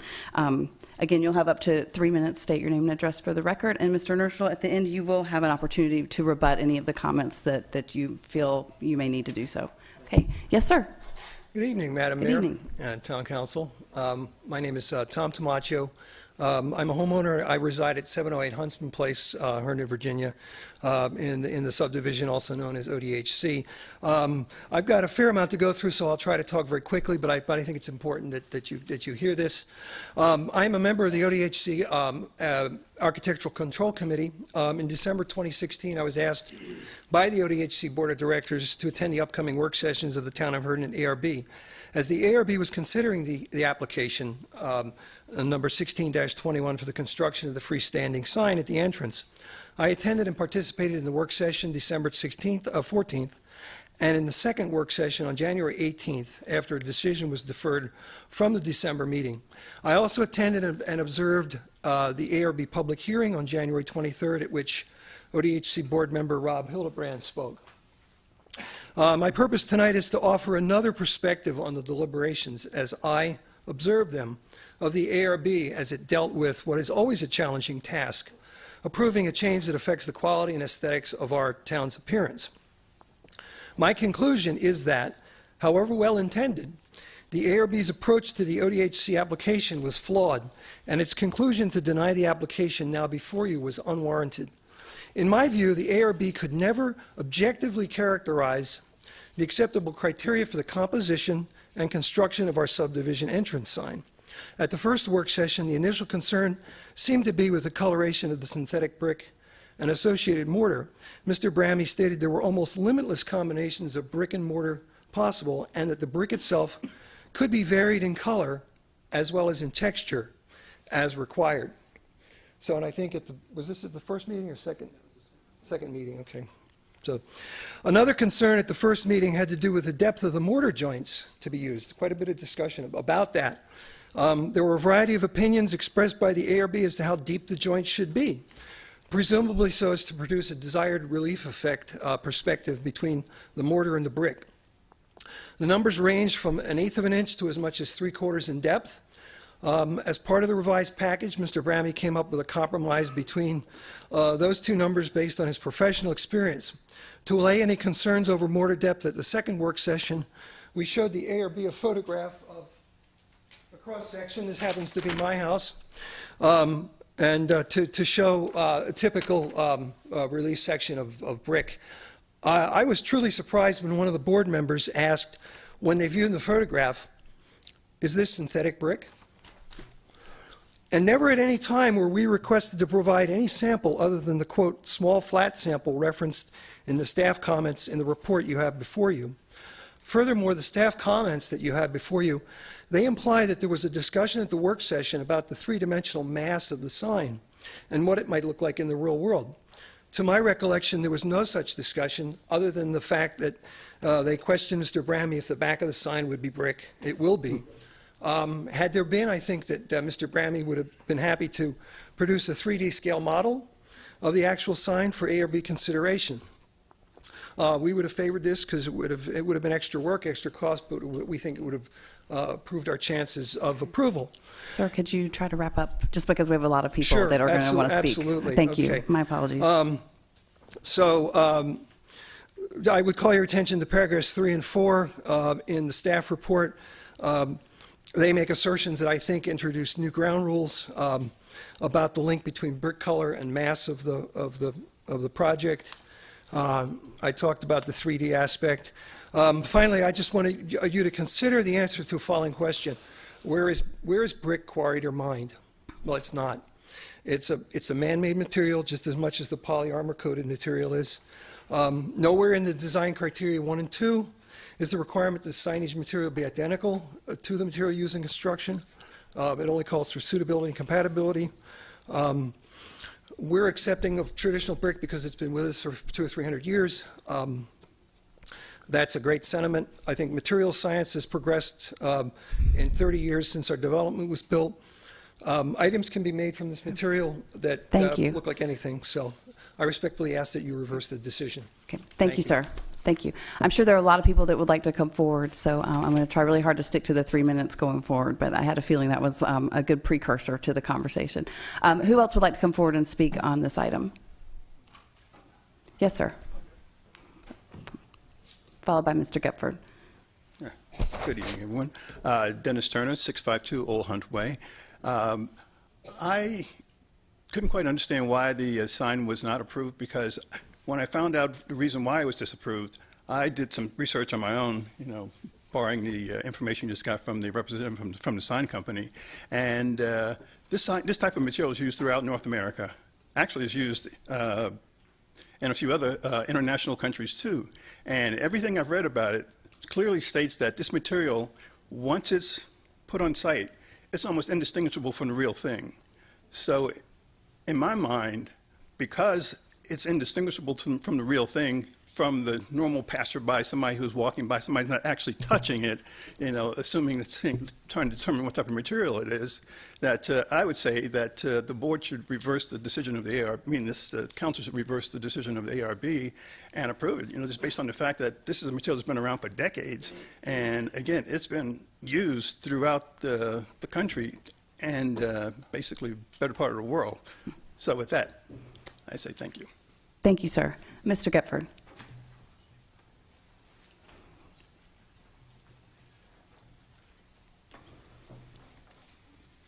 Good evening. Good evening. Thank you, Madam Mayor and the council members. I'm the elephant in the room, but before I would begin, I want to make a comment. I taught 30 years at Herndon High School, many of you know, and I was there when Stevie Mitchell was there. But I'm not going to tell you much about it, except that we are really proud of him, and we knew that he was going to be able to use his Spanish. I am a former Spanish teacher. Okay. Now, I think I'm the only one. I was elected to talk with you tonight. I was in attendance to both the 2015 and the 2016 meeting.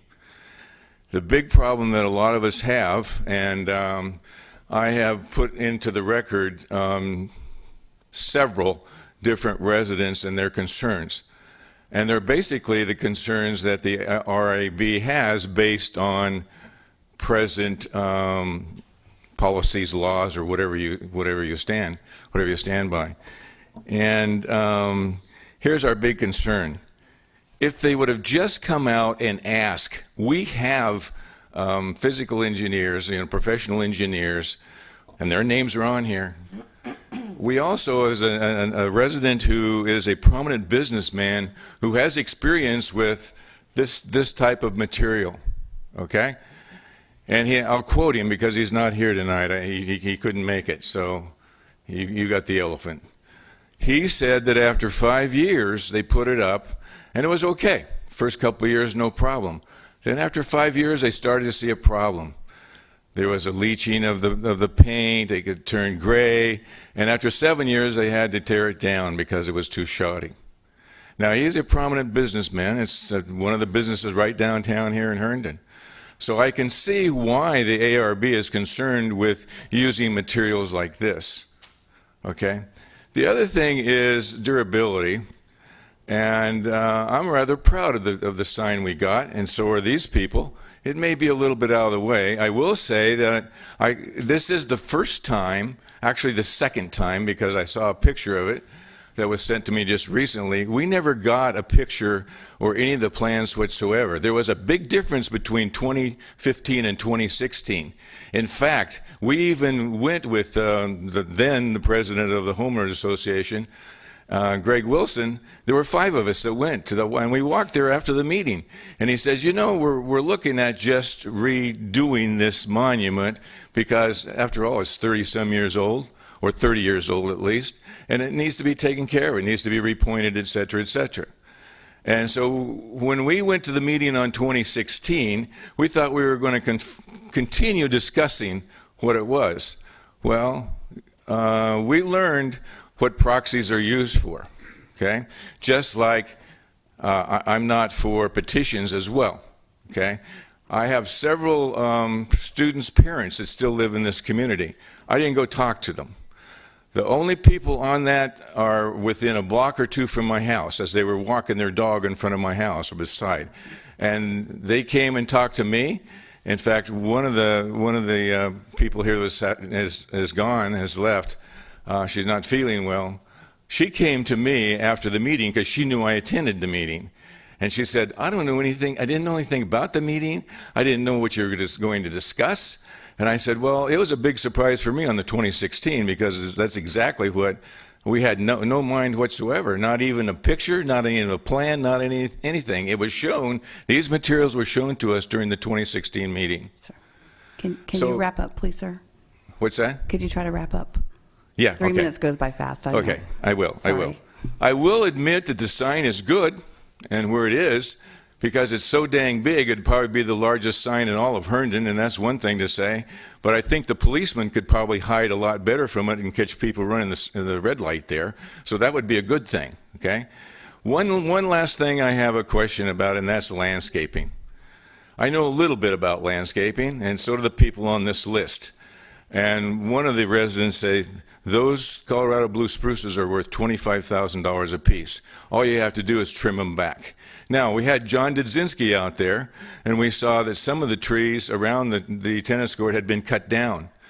John didn't know why, but they are, according to the original site map, they had to be replaced. They're never replaced. So maybe if we come in and have, new landscaping, they will replace these trees. I don't know. Thank you.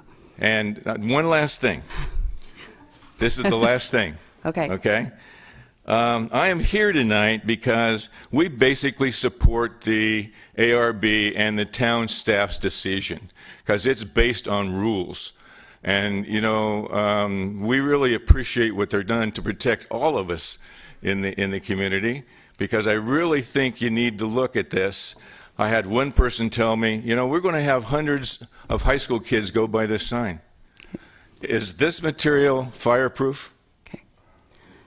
Thank you, sir. We're going to have to move on to the next speaker. Okay. Well, thank you very much. I Thank you. appreciate it. Thank you. Yeah. Who else would like to come forward and speak on this appeal item? Thank you, sir. Come on down.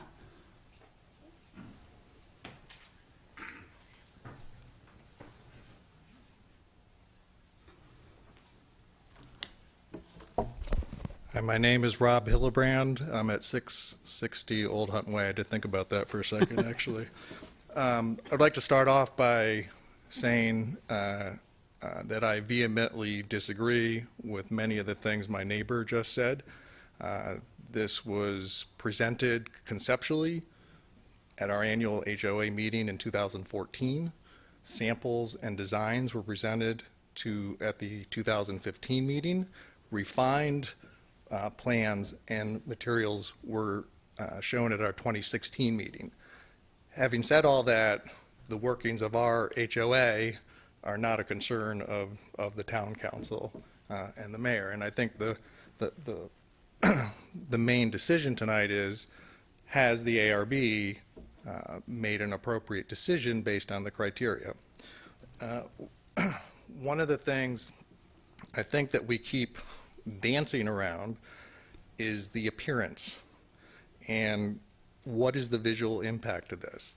And the part that people seem to be overlooking is that if I were standing 50 feet away from you and I held this up to you and asked you if this was real brick or not, I'm willing to bet not one of you could tell the difference.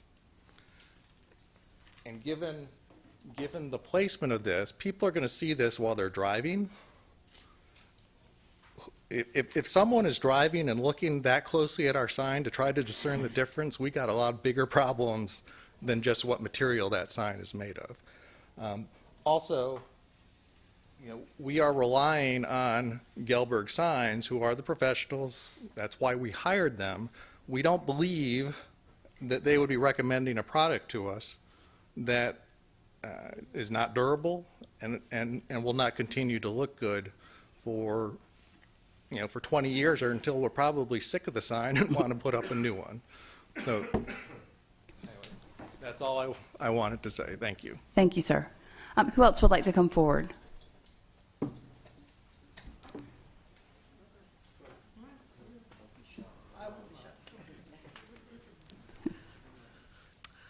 Good evening. Good evening. Thank you for hearing from us tonight. My name's Tracy Alt. I live at 685 Old Hunt Way. I'm actually an original owner in that neighborhood, so I've been there for quite a while. I want to just speak to some of the comments that were made regarding the process. So I want to say that I pride myself with this homeowners association. They're very inclusive. The information is available. We started this project in 2014 at our annual homeowners meeting, when I can recall standing in Herndon High School while we all walked around and voted for the different potential designs. So this is a project that's gone on for almost 3 years now. So it sounds like, after hearing this discussion tonight, that there is some differences of opinions and whether this is how this will look. I hope you will at least reconsider either remanding this back to the ARB for further consideration or reversing the decision of the ARB based on the information that you've heard here tonight. As you can see, our neighborhood is quite active, and this issue has brought us all out. Again, it's one we've worked on for a few years. Our leadership of our homeowners association has worked on it and has put a lot of time into this, and we are very supportive of what's happened here. So thank you. Okay. Thank you, ma'am. Who else would like to come forward? Yes, sir.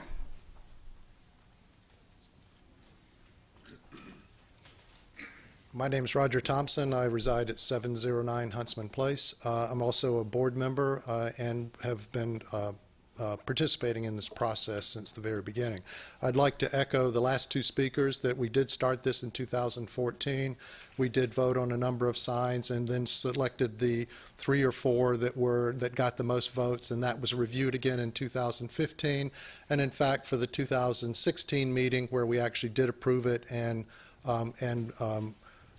create the special assessment, there every homeowner was notified with a letter that specifically said the purpose of this meeting is to approve the sign and to vote on a special assessment. So all that was known to everybody in the homeowner association, and it was sent out with the dues notices, and everybody paid their dues, so they must have gotten the letter. The second thing is, as part of the reason for that I suggest that you reverse the decision, it was pointed out by the ARB members that this material has been used for accent. And I would suggest that if for no other reason, a sign at the front entrance is an accent to the neighborhood. It is not a primary construction material from which the houses are made. It is an accent that would benefit the look of the town, the look of the neighborhood, and the entrance. Thank you. Thank you. Who else would like to come forward? Yes, sir.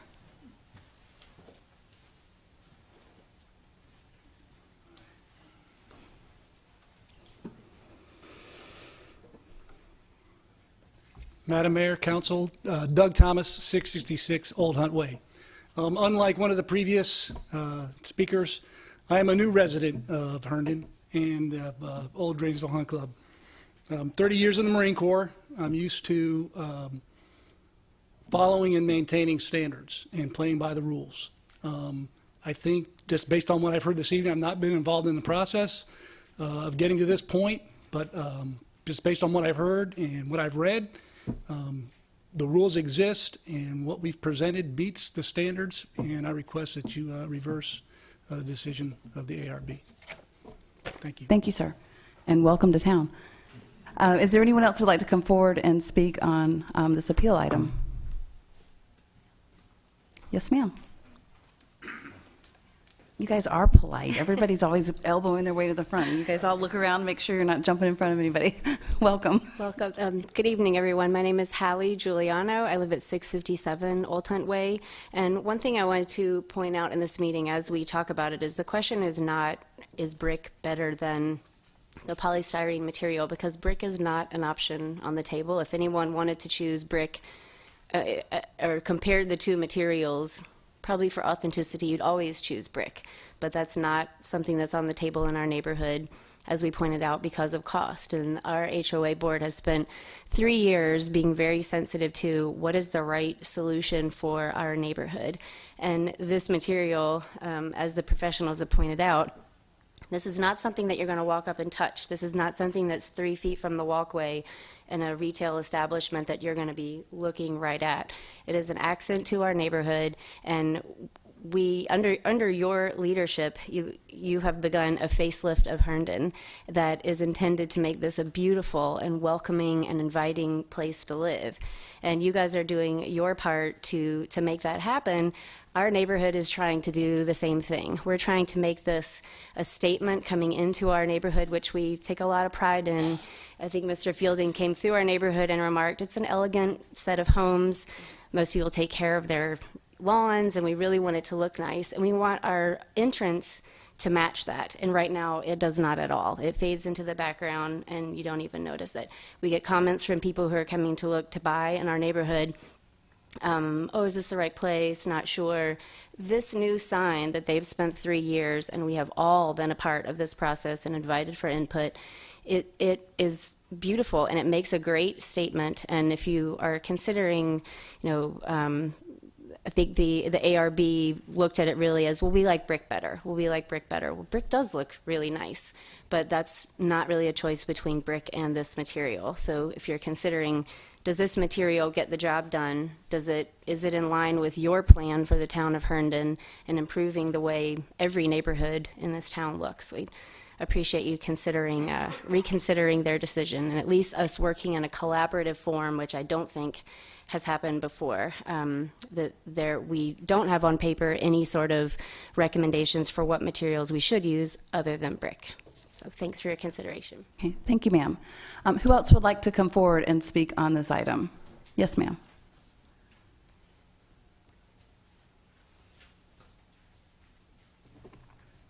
Pull it down. Hi, my name is Melinda Dillon. I live at 687 Old Hunt Way. I've lived there. I'm an original owner myself. I remember when that was just a plot of land. It was a bunch of trees, big trees, little bushes, lots of scattering of other things, and we just kind of bulldozed it down and made our houses. And we are a very, very good neighborhood. And I would just like to say I would like for the board to reverse the decision. And I want to thank you for showing, what the town ARB was saying. But I know when I drive down my neighborhood, we have 4 sides to the house. One side is the brick, and then we have 3 other sides that are aluminum siding. And as you're coming down the road, you're going to see sides of the aluminum siding first. So it is a brick neighborhood, but it's got lots of different kinds of hues and that sort of thing. So I am in support of this. I know that the town has those really attractive pillars that kind of mark the borders of the town. And as I drive past it, I can't tell you what the material is. Thank you. Thank you, ma'am. Who else would like to come forward? Yes, sir.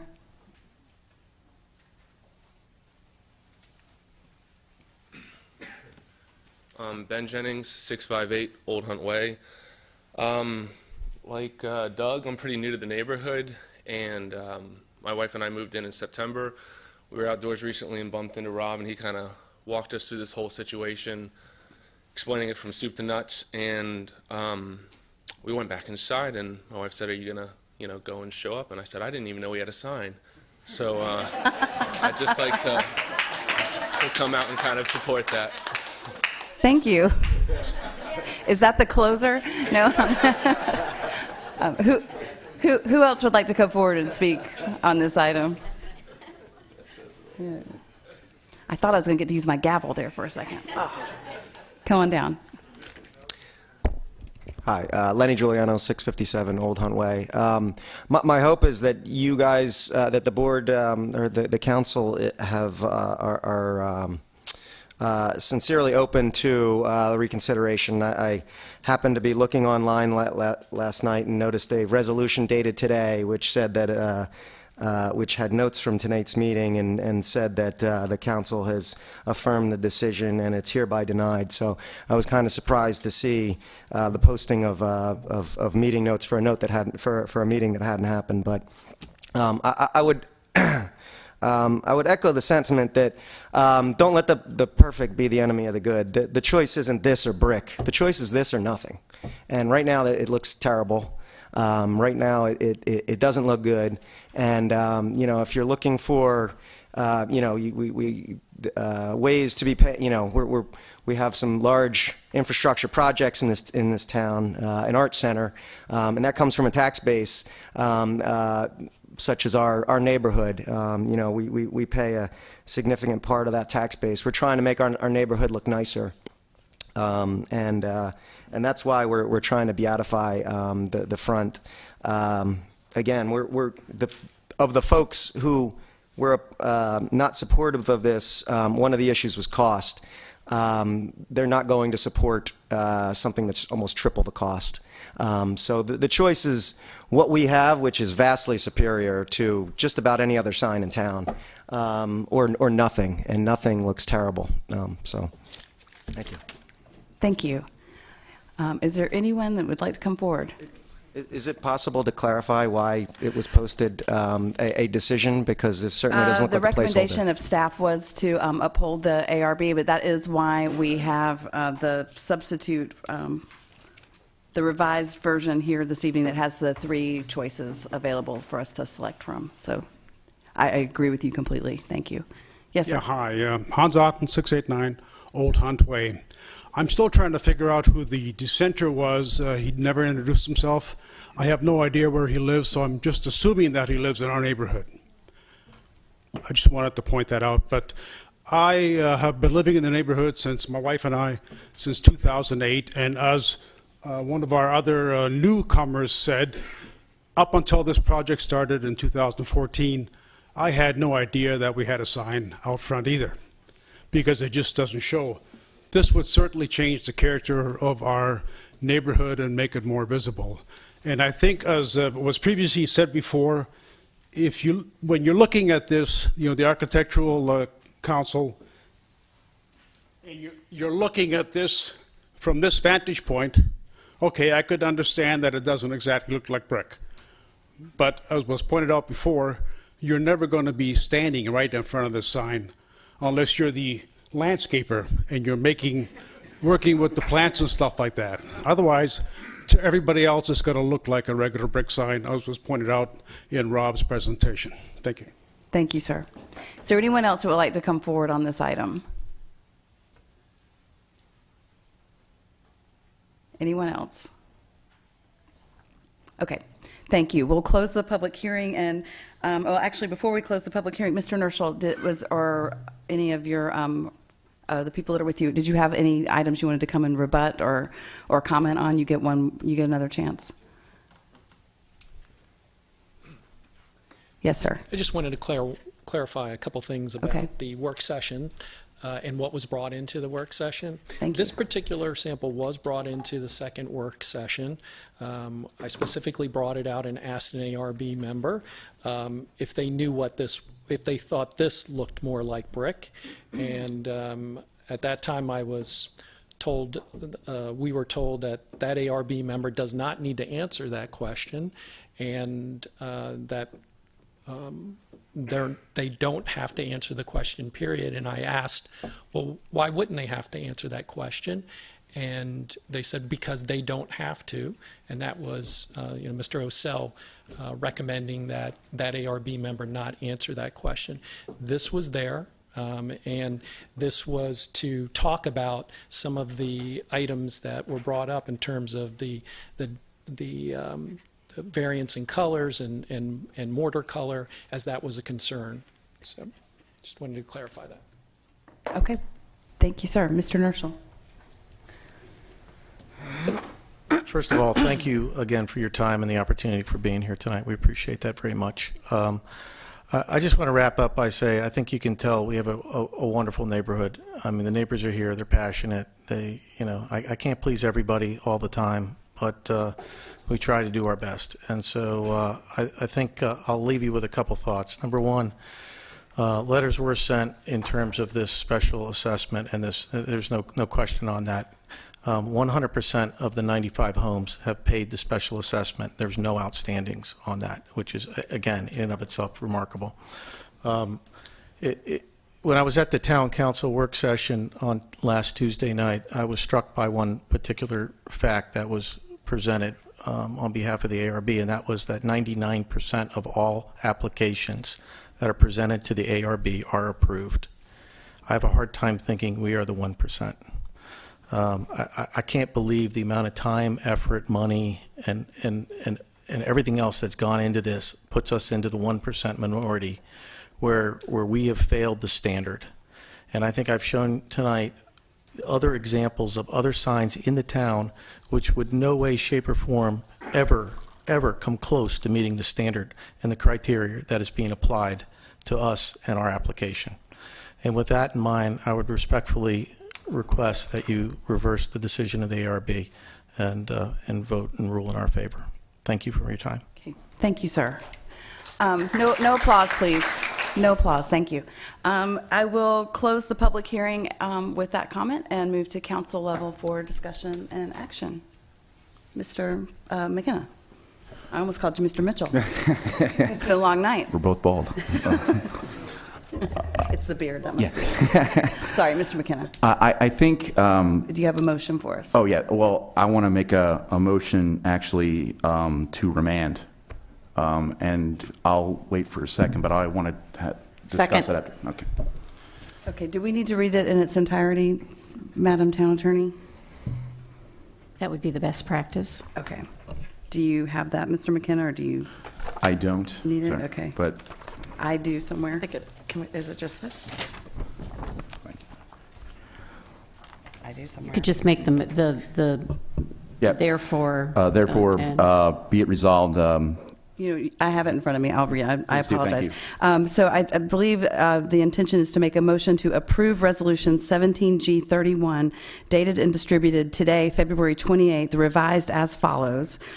To revise under now therefore be it resolved to read hereby remands the decision of the Architectural Review Board on application ARB 1621 and revise under be it further resolved to read that application ARB 1621 is hereby remanded to the ARB for further proceedings. Yes. Okay, thank you. So discussion on the motion, Mr. McKenna. Yes, thank you. What we have before us here, you know, everyone's comments were greatly appreciated. I went over, did some investigating, walked around, all that good stuff. But the crux of the matter is the question on the appeal. That's what this is about. And this is a legal binding thing. So did the ARB correctly decide the application and evidence presented to the board did not satisfy the requirement? I believe at the time they made the right decision because there was materials that we see now today just from the last work session compared to what we see now. It's night and day.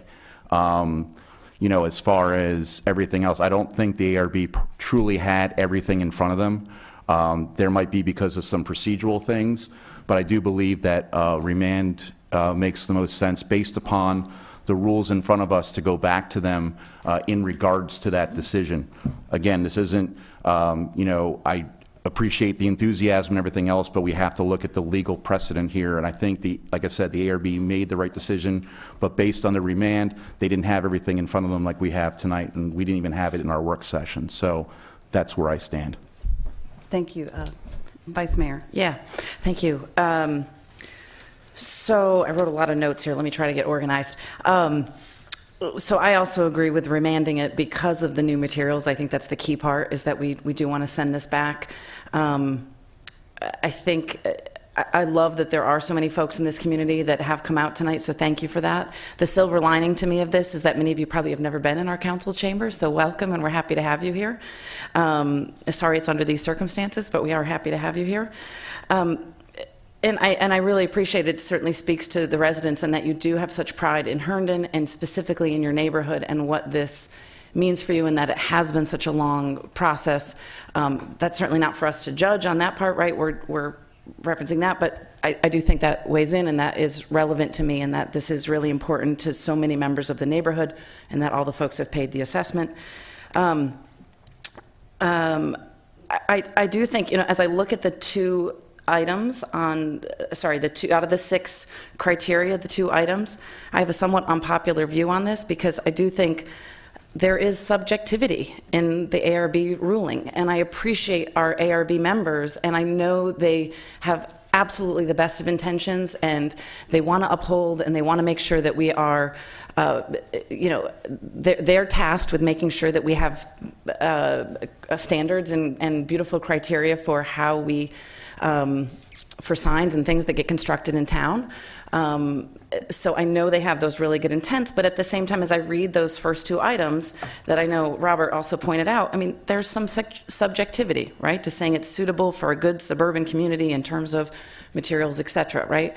And I do think, you know, given the placement of it, given as we looked at other signs in Herndon, I think there is precedence that this is a viable alternative.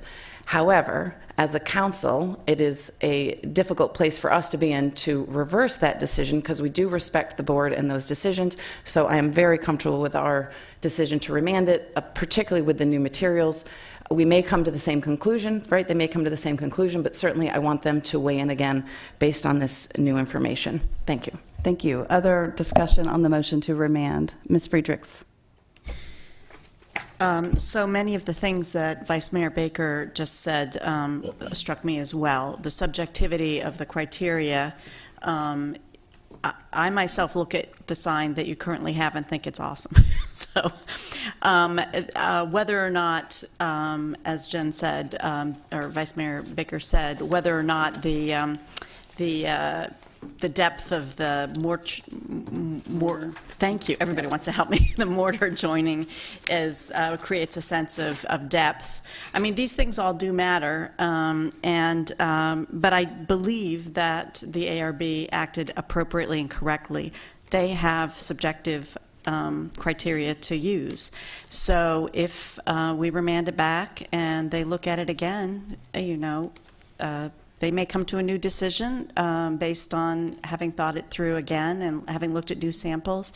But I do think that some of the things that were pointed out tonight we really can't take into consideration. And the distance from which the sign is seen I don't think is all that relevant, but I understand. So I support the remanding. Thank you. Other discussion on the motion? Does everybody want to speak? All right, I'll just go. Jeff, Grace, Sheila. I'll let you be the closer, Sheila. I'll keep it short. To the extent that the additional samples actually constitute an amendment to the application, I support remanding it back to the ARB. Thank you. Ms. Cunningham. Echoing some of the comments Councilmember Friedrichs made, it's really important for you to understand that when we make a decision to remand, it's based on our belief that, one, the ARB did follow the process 100% correctly. Whether or not you or I agree with that decision, that's a difference of opinion. But on an appeal, we can only rule based on whether or not they followed the process, not whether or not we agree with the outcome. So that's the first thing I want to point out. And again, as Councilmember Friedrichs mentioned, with the additional information, I'm comfortable with a motion to remand. However, if the ARB does come back again with a decision to deny, that's going to be, something that is a risk. I encourage the HOA to work with the ARB earlier in the process. One of the reasons why you can't ask the ARB questions is they are jurors. So you could not, as a trial lawyer, go to a jury and ask them, what do you think about this? That's for them to deliberate when they come back with a decision. So you can present the materials, but you can't really ask them for an opinion. So when you do go back to the ARB, just make sure you present the findings, but do not ask them for an opinion, because then you won't be able to present. Just a pro tip. So thank you so much for coming out. It's been really great to see you. I'm really glad you're charged up over this, and I hope you stay charged up over the town of Herndon. Thank you. Ms. Olam. Yeah. I watched the video of the ARB meeting, not once but twice, and I went over the minutes, and I've seen all the letters and so forth. And I heard a lot of people talking about you're going to be driving by it, you'll never see it, whether it looks real or not. But the ARB also had the information, which we had at the work session, and it shows the drawing that Mr. Campbell did. And believe it or not, if you ever go down that road, which probably most of you do, there are a lot of walkers and bicyclers going to Herndon High every day. So they're going to pass that sign twice a day. So the aesthetics of it, when people are that close to it, I think do make a difference. And that is why we put things like this in the hands of the ARB, because they're going to look at it. And when I'm walking around town, I notice when things, whether they're in my neighborhood or in another community that I go in, you can tell whether things are of certain material and their quality. So I commend them on their job. It's a hard job. People don't like you when you say no, And if they come back and say no the second time, then I guess that's where we're at, unless you want to work with them on something else. But that's a hard job, and it's hard to get people to be on these boards and commissions in the community. They go to the grocery store, and then they've got people. I used to be on the BZA. We said no all the time. So it's a very hard job, and I appreciate what you do. Thank you. I echo a lot of the comments that my colleagues have made here. I want to thank all of you for coming tonight and sitting through a pretty long meeting. I hope you'll come back for other things, because we try to have a good time, even though we get a little wonky up here sometimes. I think that the decision or the option to remand is exactly what we should do. It's pretty simple for me, because I think we have a neighborhood that cares and wants a really high-quality sign that enhances your neighborhood. And I think we have an architectural review board that is really bothered when they had to deny this based on the criteria that they're using. And I think they really want to work with you and get to a sign design and a product that they can approve and that will enhance your neighborhood. So I like compromise. I am confident that when it goes back that they'll work with you. And with this new information especially, I admit some of the samples look better than others. So I think that having gone through all of this, the neighborhood probably has a good idea of some of the things that you may need to bring to the table. And I know that our staff, Mr. Osell and others in CD, will be more than willing to work with you and try to get this expedited as quickly as possible, because we really want to come to a cohesive decision and get you guys your sign going. So hopefully that will be what can happen when it comes back to the ARB. So if there's no further discussion on the motion on the floor is to remand this decision back to the Architectural Review Board. That's ARB 1621 for further proceedings. I'll call the question on the motion. All those in favor of remanding say aye. Aye. Those opposed? And that motion carries. Thank you again for being here this evening. The final item is our consent agenda, which had several items, including the one proclamation I mentioned. Is there a motion for the consent agenda? Madam Mayor. So moved. Approval of the consent agenda. Okay. Second. All those in favor say aye. Aye. Those opposed? And that concludes our agenda this evening. Madam Mayor, seeing no other business, I move we adjourn. Second. All those in favor say aye. Aye. Those opposed? Thank you. We stand adjourned at 9:26 p.m. Thank you. My gosh, we actually had to work for it this time.